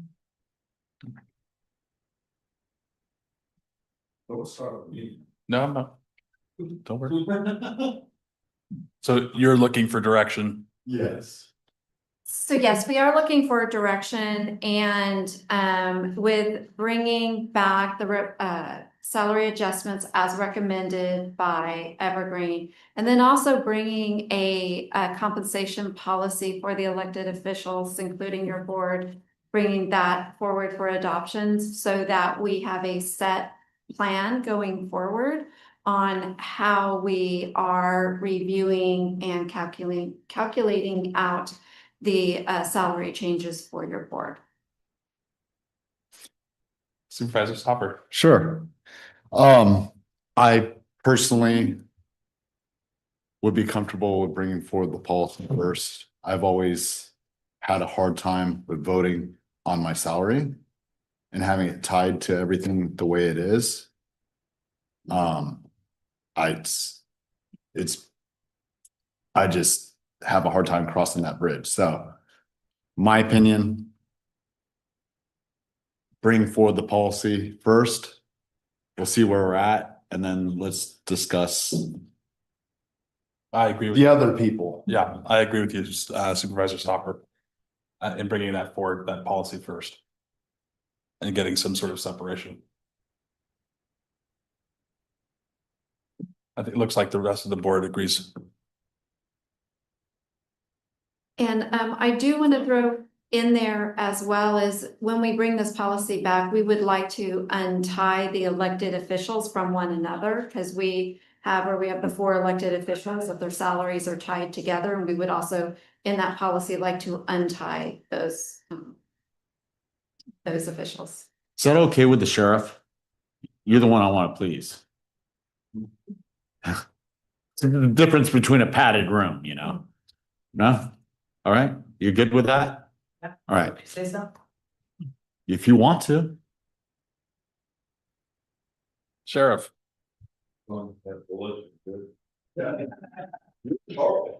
I doubt that. Good morning, everyone.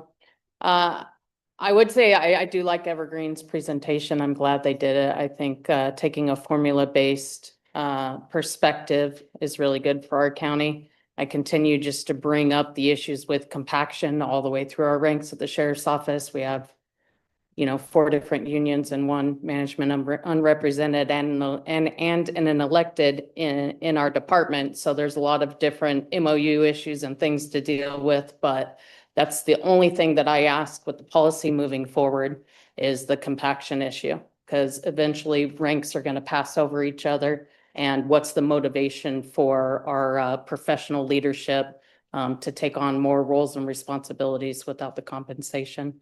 With that, it's an unfortunate timing that this elected class and comp was removed from the rest, and it wasn't done at the same time as the appointed and everyone else, because now it's highlighted and now we're going into budget uncertainty.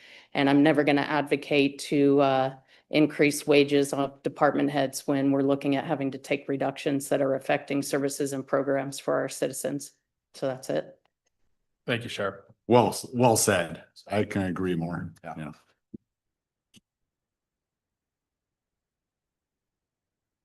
Is there anything else you need, Judy? Just to make sure that I understand we are going to bring the policy back first. Yep. And then we will go from there. Perfect. Thank you.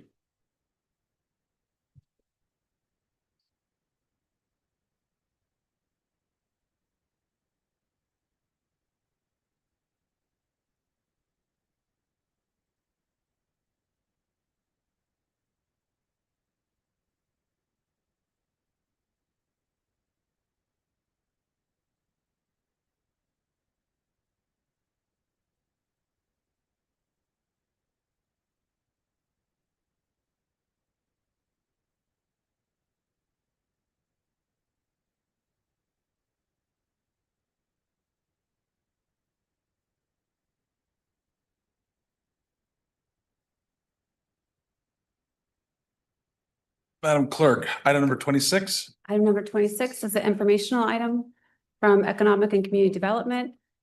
Receive an update and presentation from Economic and Community Development and Information Technology regarding broadband projects and opportunities in Calaveras County. Ms. Galino, Mr. DeGroot, you're up. Good morning.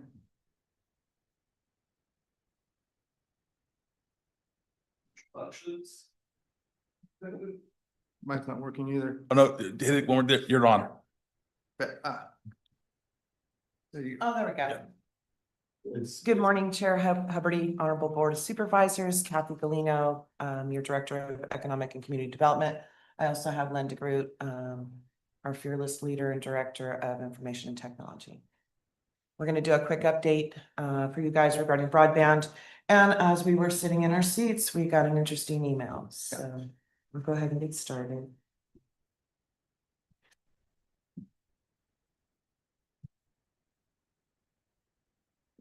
So we're going to give you an update on the grants and the projects that we've been working on since last year. Our project areas that we're focusing on as things have gotten a little bit tighter with funding and more competitive. Program funding updates, future things to keep our eyes open on and updated on, and then we'll open it up for questions and answers. So what's been done so far? So in 2022, we completed the broadband roadmap. which was a successful partnership with both Central Sierra Economic Development District and Golden State Connect Authority. We have the broadband strategic plan that was also completed in 2023. That was part of Golden State Connect Authorities and the county's agreement. 23 through 25, we did the local technical agency assistance program, which was the LADA grant, where we received $500,000 to do both high level and low level design of our most vulnerable populations in areas where we wanted to work through the middle mile. This has since been updated. The final payment was received and this grant has been closed out. So we received the payment, I believe it was on April 17th for $429,918.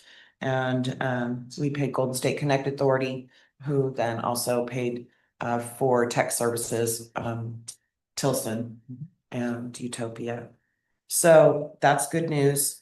We were going to talk about the digital equity grant, but as we just found out, the U.S. Department of Commerce has canceled the program. So it's been canceled in California. So not a surprise, but a disappointment. Bless you. So I'm going to go ahead and turn it over to Mr. Dickert. So as we speak, there's certain portions of the Middle Mile project, which provides backbone for infrastructure and for fiber to the home infrastructure and other broadband. Is underway. Volcano is working on the planning section on Highway 26. There's one edit to this map that didn't get captured. Right now you see the middle mile extending up to Arnold on Highway 4, and it actually stops at Murphy's since that changed. So things have been changing quite a bit, and it's kind of tough to keep up with it all. So that it's great. Volcano has been working with the county. They've checked in with us. We've been trying to help them coordinate on connection points. And so that's moving along very well. On the federal funding account side, we're in the middle of round 2.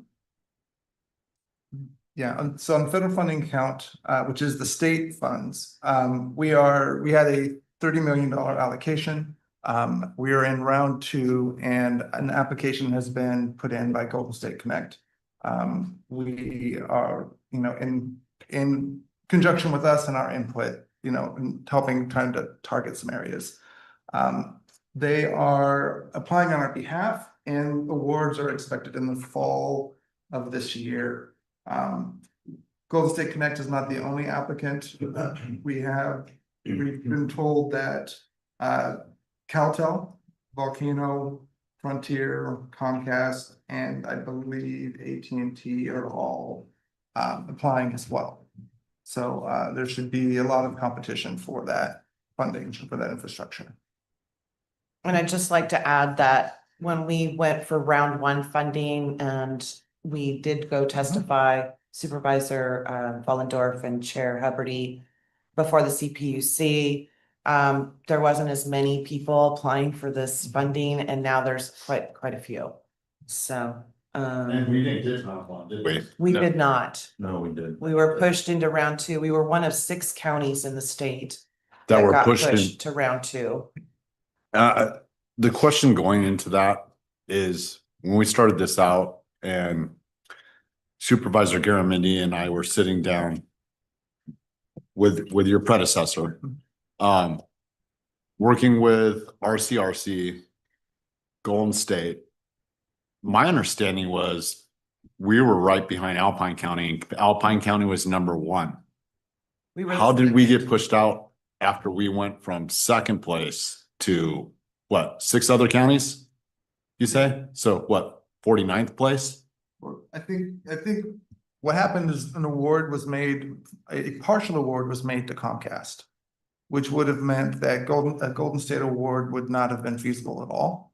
So that's why we went to the CPUC and asked them to reconsider. And what they did then is they pulled that other award and they punted to the 2nd round. Right, and Comcast was not awarded the 17 million that they were seeking at that time. They just put a hold on the whole thing.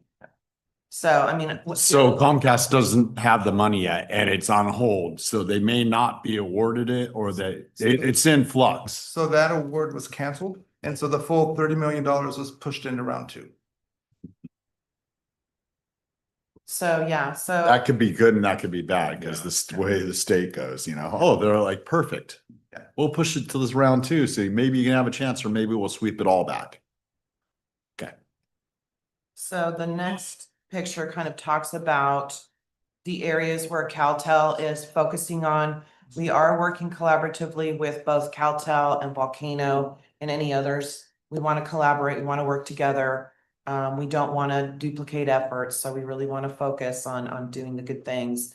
I don't know, Len, do you want to? Yeah, this is a federal loan as opposed to a grant.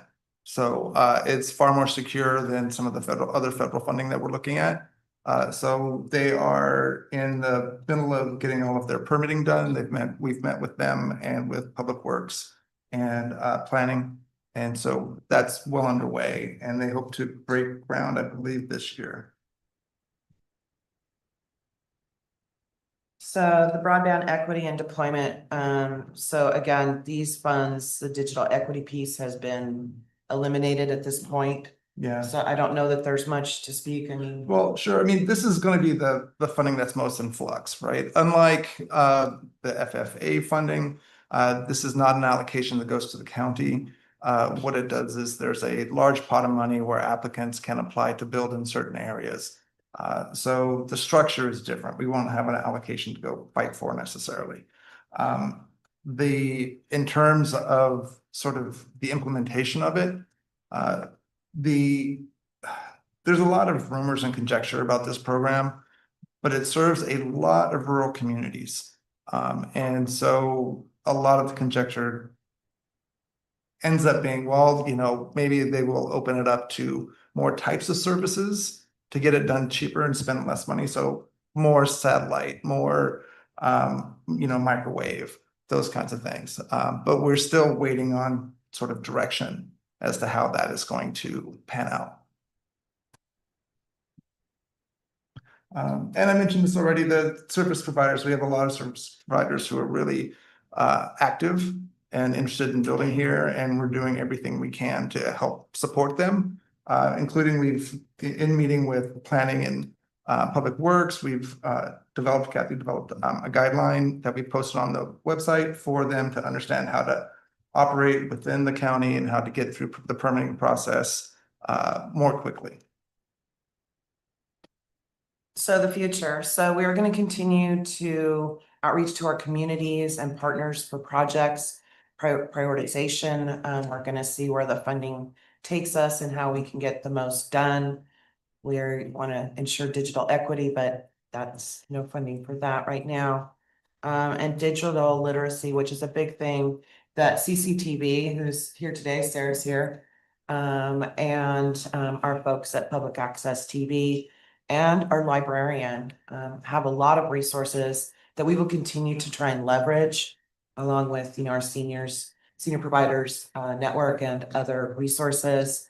We'll continue coordinating our internet service providers for CASA funding for actual deployment and infrastructure financing or funding.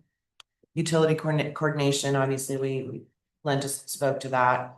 And if you go to the GIS, or it's not GIS, it's the broadband portal on the county's homepage, you can click and get a bunch of information, how to streamline the process.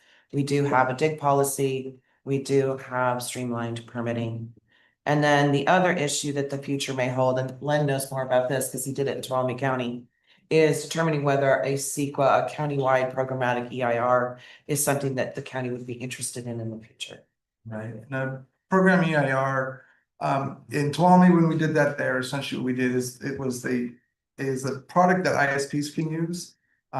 We do a preliminary EIR for all county owned and operated roads, right? So if an ISP wants to go in and build, it's a much faster process for them. The question that I think we have to research for here is whether we want to follow up with the same kind of thing here, and if we can find funding for it. So with that, we'll entertain any questions or? I think, the EIR thought, I mean, I'd have to know what the cost for doing a countywide EIR is on something like that, but that's definitely a process that maybe through all this, the county can provide to streamline that benefit so that some of these providers, when they actually get allocated the money, they can fall through much more quickly as opposed to adding more bureaucracy to burn up the money before it hits the ground to help people out. I have another question on the first round. So with Golden State not getting awarded and Comcast getting awarded the first round, who fills out the paperwork for these, for the grant process? Was it Golden State themselves? Yes. How did we come up short? So the process, do you mean short in terms of? How did we getting not get the accepted? grant as opposed to Comcast doing it and us, RCRC? I mean, at a certain point throughout this entire process, now I understand, changes and everything, but the urban and city areas were so far behind what RCRC had put together through Golden State because they were trying to navigate how they're going to go through the process while Golden State's like, here's what we're going to do. And then the state sort of, while the state does what they normally do, hurry up and put in your grant. But wait, we're gonna put requirements on it later because we're still trying to figure out how we're gonna delegate this money.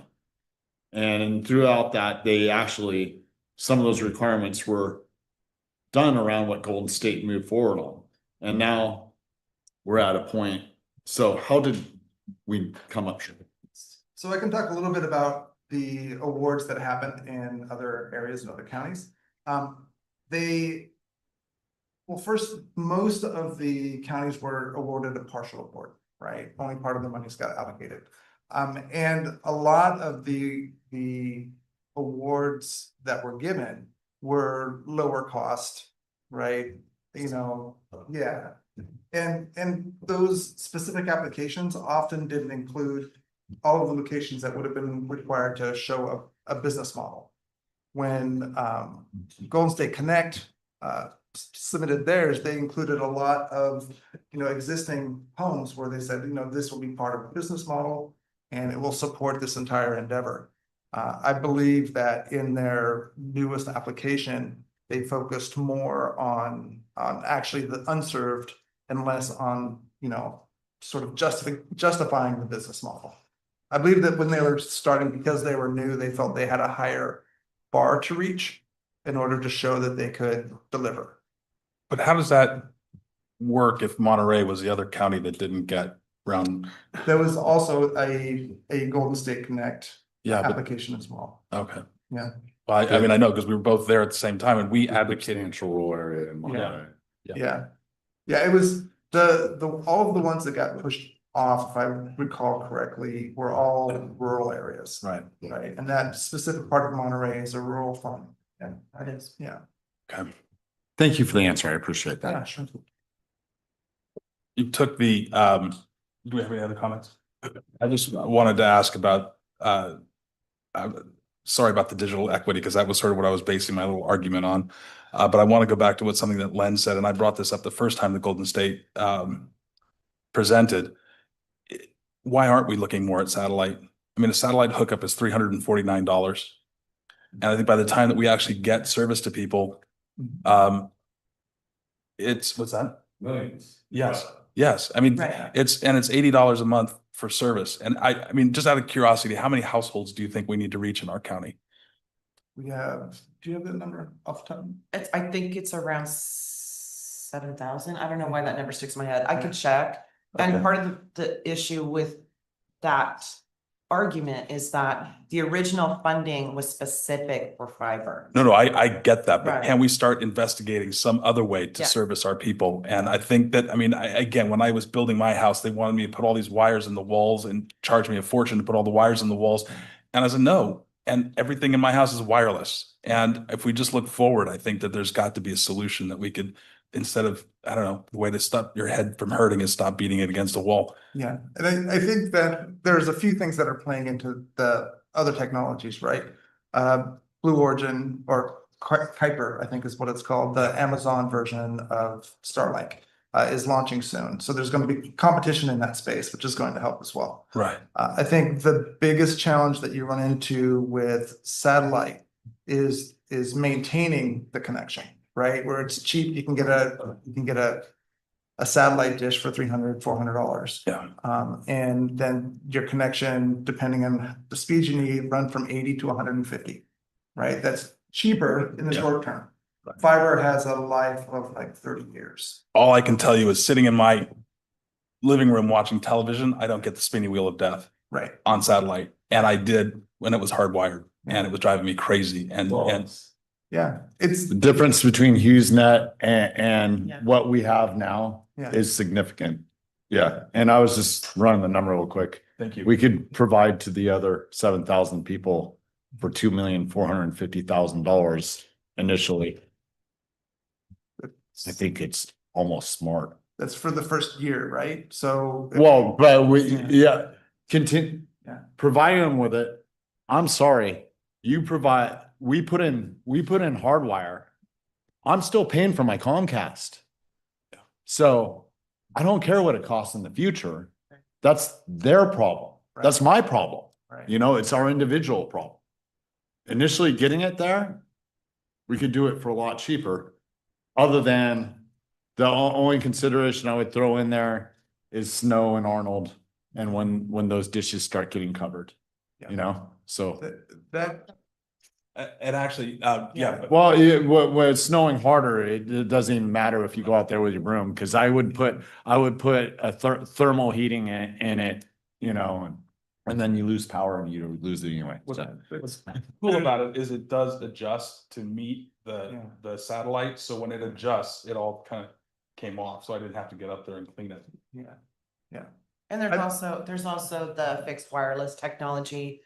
We have like Conifer Communications here in San Andreas, Ron Mobley. I mean, we have different fixed wireless opportunities as well. Yeah. Right, yeah. I'm personally excited about the satellite stuff, but to be fair to the other infrastructure types, one of the reasons why fiber is a strong, was considered so strongly is for emergency situations, right? If you've got buried fiber, you don't have those outages, right? You have more opportunities to make sure your emergency communications go out, especially in poor weather or fires or those kinds of events. Thank you. Just so you know, a majority of the situations is the fiber's buried up along the highway till you get to said point, and then it's no longer buried. Yep. And that's, you know, I completely hear you and I agree with you. But Yeah. you know, unless you live on the highway, which I didn't buy on the highway for a reason, because I don't want to listen to it. Yep. Is there any public comment regarding this item? Do we have any comment online? Do we have any other board comment? Super. Thank you. Thank you. Oh, did you have? I was just gonna. Yes. I was just gonna make a quick comment. Sorry, I use these so I can hear you guys. I have Starlink at home and we've been using it for quite some time. My wife works from home, so she has video calls all day long. It's worked exceedingly well. Grant you, I live in your area, Autumn, so we're down there between Valley and San Andreas. But I just looked up the current, if you were to sign up for it right now, and you can get it with zero installation cost and $120 a month for residential service right now. So, and if you get the light, which I didn't look at what the speeds are, but I tested my satellite speed yesterday and I had 350 megabits per second, which is pretty screaming fast. Compare that to the AT&T through phone wire that we had, it was 5 megabits best. So that's a potential way to go. I was going to say another alternative is in certain market areas where AT&T has cell installations, which we have in that area, pretty good. They have a wireless data link, unlimited service as well, and I do not know what their charges are right now, but I know I get about 15 megabits per second on my cell phone at home there as well. So alternate options. Great. Thank you very much. Thank you. Yeah.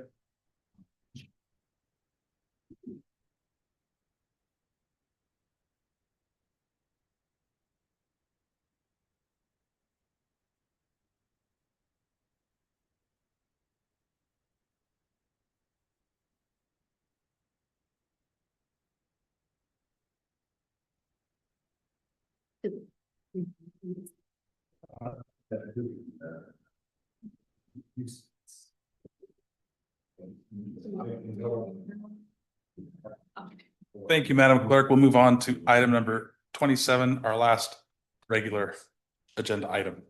Item number 27 is an informational item from Public Health. Receive a CalFresh presentation from CalFresh eligibility and education staff for CalFresh Awareness Month.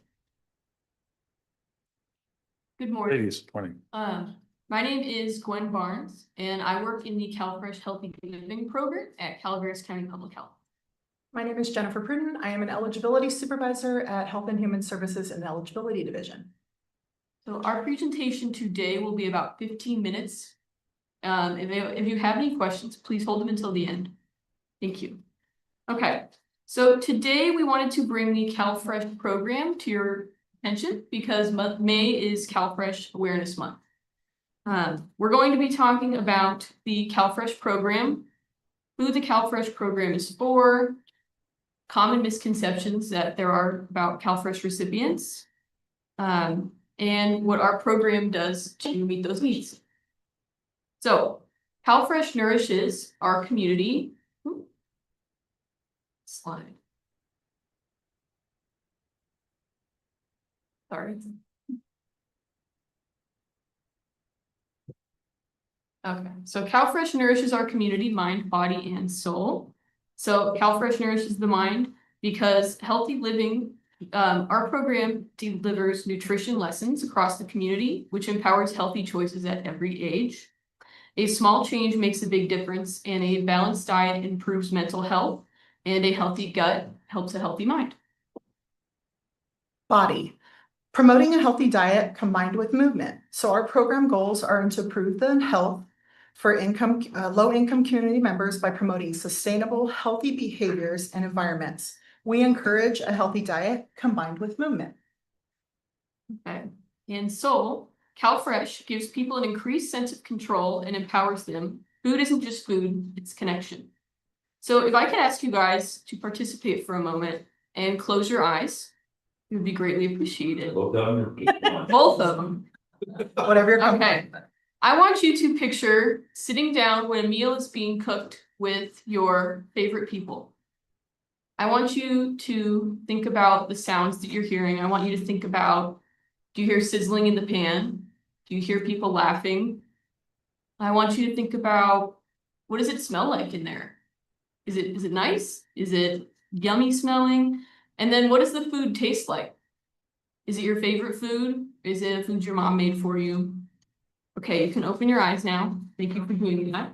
Right before lunch. With reliable access to food, CalFresh recipients can dedicate their energy to personal connections and human experiences like the one you just thought. So what is CalFresh and who is it for? So we start with CalFresh Food Assistance. This program helps our income eligible community members to be able to purchase groceries. They can even buy things as seeds to start their own gardens, vegetables, things like that. It actually even helps moms buy formula for their children. This supplemental program does provide access for our eligible participants. It's something that providing food to the families of our community members is our top priority. In the CalFresh Healthy Living Program is a program that helps eligible community members learn more about making healthier food choices and being more physically active through classes. Okay, so CalFresh is a dynamic program that is designed to help our community members but there are some common misconceptions. So a common misconception with CalFresh eligibility is that you have to have no income to receive CalFresh. I pulled some current data. We just had the Food Equity Summit that was hosted by Mariposa for CMCA this year. Over 70% of our households are food insecure and they have income in their household, which means they are working and still not able to meet the needs to provide for their family. They're working within our federal poverty guidelines. Also, another misconception is that CalFresh recipients can buy whatever they want. You can't buy hot or prepared food. The point is for you to purchase food that you prepare yourself and that someone's not prepared for you. Obviously, during disasters, there is waivers put into effect because not everybody may have access to a kitchen or have access to somewhere to prepare. And those are just on circumstance based. The other thing is you can't buy alcohol and tobacco, which is another misconception. I see people buying cigarettes with their CalFresh money. That is not possible. It's not even available to them. It is a supplement program. It's also not based to be your only form of income for food. It's just a supplement to be able to provide for you. I do have a personal story I'm just going to share with you guys. Many of our staff that administer eligibility were once CalFresh recipients. I think that goes to show you the impact our program has. It actually, for someone to participate in a program and then be invested in it because it provided food to their families and then want to work in an organization that administers that is huge because you've seen the benefits to it. Many of our staff have shared their stories at summits, at stakeholder events, saying how important CalFresh has been to be able to provide self-sufficiency for their families. Okay, so why is CalFresh needed in Calaveras County? So it's tricky for Calaveras County community members to get the nutritious food that they need sometimes. This is because we have a lack of affordable grocery stores, the cost of living is getting higher, and we have a lack of transportation in our community. So some of our communities in our county are what you could consider a food desert, which means that it is often a low-income area where residents have limited access to affordable, nutritious food like fresh fruits and veggies. And it's typically because they can't access those stores because you have to go so far to get to them. A lot of our residents can't conveniently access these affordable grocery stores, so they end up shopping at gas stations and mini marts instead of grocery stores. With our cost of living, we find a lot of people are having to make a choice between if I have the gas, am I going to drive all the way down the hill to go to a local grocery store that's in the county because it's closer, or am I going to spend the gas to drive across county to find something that's more affordable, a larger, big box, you say, value store? And the last thing is the lack of transportation. So unlike an urban area where you can just hop on the bus and go straight over to the nearest grocery store, or you can walk to a lot of grocery stores too, we don't have that kind of accessibility here. So one of our biggest things that we found in our community health assessment with public health a few years ago was that people really felt that there's a lack of transportation in our community. That was one of the biggest things people mentioned. Because of that lack of transportation, it makes it hard for people to get where they need to go. So just think about how far you have to drive from West Point, on a daily basis if you want to get all the way to the grocery store. It's a long trip. So these things are all difficult, but we really wanted to highlight the price increases that we've been facing. So for an average CalFresh household, the maximum benefit could be $292. For every dollar of income, that changes and fluctuates on a pendulum, and it goes down to as lowest benefit amount is $23. So if you look at that scale there, an example is our elderly and disabled population who are on fixed incomes get $23 of CalFresh a month. What could you buy off of that for $23 currently at our local grocery store? Not much. It may make you choose between, yes, I could get bread and eggs, but I can't get a protein or I can't get a vegetable, and probably definitely not a locally grown one that could cost more. So that's just current some of the food items, but obviously we all know from grocery shopping, the cost of goods have definitely increased. So our community faces many challenges, but our programs do make a difference. It's okay. Okay, so as you can see, we've had a significant uptick of CalFresh cases. In 2019, we were holding, and this is households, this isn't the amount of people we serve. So every household could be from 1 to 6 people. 2024, and I did this morning, we just validated last month's numbers. We were over 4,000 cases. We're like in the 4,200 range right now. So at that top right picture, Stephanie Kearney, the staff analyst for CalFresh, and I were invited to the CalFresh Operations Roundtable by the Department of Social Services. Calaveras has been recognized for the ability to have exceptional program access for being as rural as we are. So they asked us to present like how we do that. And we talked about the relationships we've formed within the tribal communities, within our food bank, how we partner together, and our outstations. Our outstations have been the biggest accessibility for people. It was really great for a little county like Calaveras to be able to the state to say to us, like, would you come and present and explain? And even people from large counties, LA County even said, like, there's pieces to that we need to do better on that we could do just from your presentation. So it's not a small county, large county thing. It was really just about, thinking outside the box. We actually had somebody from the state who said, like, I just didn't put the correlation together about food bank and CalFresh. And I was like, what? But when you're sometimes siloed, that can happen, right? Their question was, well, like, how did you make that correlation? I'm like, well, we were out of food bags at the office and I drove and picked them up and I built a relationship with the food bank director that way. Just going and meeting people, like, how can we serve our clients to the best of our ability? So the other thing, the outstations, of course, but anywhere that we're allowed to present about our program, we do. So the bottom picture is one of our lead workers at the Children's Fair last year. Anywhere where we can table event, we're there. We staff it, we figure out a way, because even if we just reached one person that day, that was it. And anybody who works those events can talk about any of our programs, not just CalFresh. So that's really helpful for people. But it's been great to be recognized by the state, but also know that we are really trying to reach in the most densely poverty-stricken areas of our county. So CalFresh Food Assistance gets people the food that they need, and our other program, CalFresh Healthy Living, teaches people how to make healthy choices with the food. So you can see some pictures up here from classes that we do. This is the program that I work in, and last year we saw about 526 residents with nutrition education. We teach people all ages. So we teach kids and we teach all the way up to senior citizens. And it's all really fun, honestly, which is the best part. So with kids, we try to focus on nutrition basics because kids don't really get to go grocery shopping. They don't really choose what they're buying at the store, but we can empower them with the choices to make in the lunchroom, or maybe at a snack or at a birthday party. They can make a choice that they'll get to have on their own. And a lot of the kids do. You'll see that they do learn a lot, which is really fun throughout the years that you get to see them.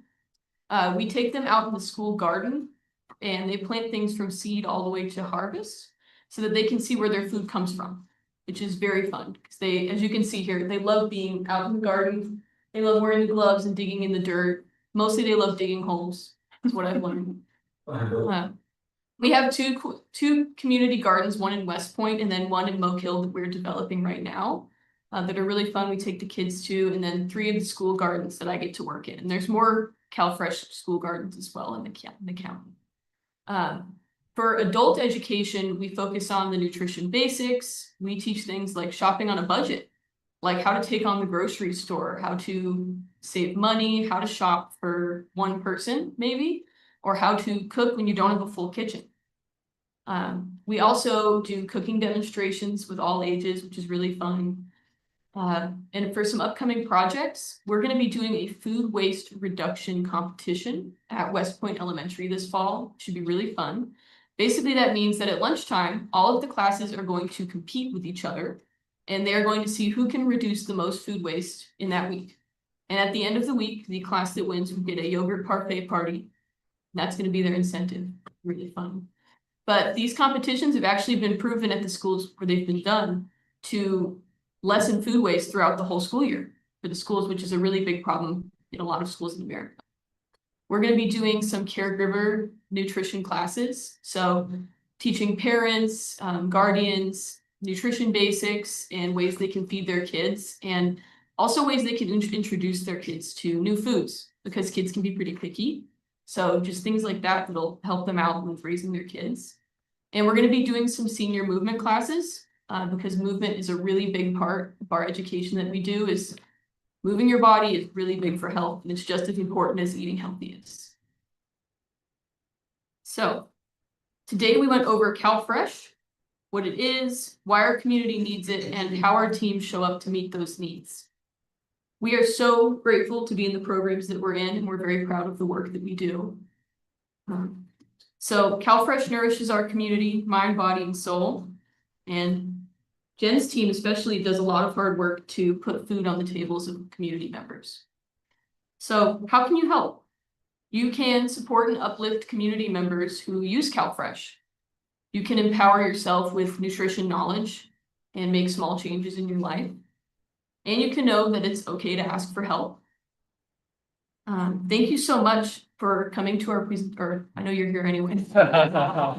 Thank you so much for listening to us today. We really appreciate it. And if anyone needs to reach out to us, our community or our contacts are right up there. And we wanted to leave you guys with a question. Did anybody learn anything today about the CalFresh program that you did not know before? Yes. Yes. Yes. Yes. And do you have questions for us? I just want to say I have a lot for you, and I'm gonna take it offline because, and it's not to demean you or anything. You everything you do is so great for the county, but I think everyone's excited about touching frogs. That's fair. So, awesome job. Thank you. Thank you. Same thing. I have some questions for you that I think maybe offline, I'd like to talk to you about. Thank you. I'll just praise you real quick. I've been on school campuses and seen Gwen come in, and it's like a celebrity sighting. The kids love it. Thank you, Gwen. Thank you, Jennifer. Thank you. I just love the work that you do with the children, because I think that's so important. Because the one thing that you didn't say that I really know is true, because I did a program once on trying to get low income families to eat properly, is that the kids will also bug their parents to eat properly. Yes. And it's so hard to get, once you're in your habits and you're an adult, it's so hard to break that. But those kids were really on their parents. Yeah, we've had parents tell us like, oh, I had to switch off soda. So my kid got on me about it. Yeah. So thank you so much. Is there any public comment? We have an informational item here. Any comment online? Thank you. Thank you so much. So quickly, can we move on to supervisor announcements? Supervisor Frogs. Supervisor Toffenelli? Nothing. Supervisor Pollendorf? Supervisor Andal? Yeah, too eager to go jump a frog. Okay, I'm going to talk really quickly. I just want to say on the 23rd, we said thank you to Bertha Underhill. And I just really wanted to thank for all of her work in District 3. We did the Firewise on May 3rd, which was amazing. And we're going to be doing it in June 14th. And on the 6th, I was able to interview Avery Middle School. And thank you for doing the special meeting after that. I just am so impressed by the kids and what they are accomplishing and how well coached they were, I could say. And on the 7th, we had the Michelson Science Fair with Debbie Strand, and a huge thank you to Debbie Strand for all the work that she does. And then we did the Rock Creek ribbon cutting on the 8th. I did need to ask the board. Alicia Hanks from ATCA would like to come, and after doing her presentation the other day, she wanted to give us a formal presentation with the board. Invite them. Thank you. Thank you. So we'll do that in pre-agenda. We'll decide when it goes on. I'd love to see it. Super. Anybody else? Anything else? Thank you all.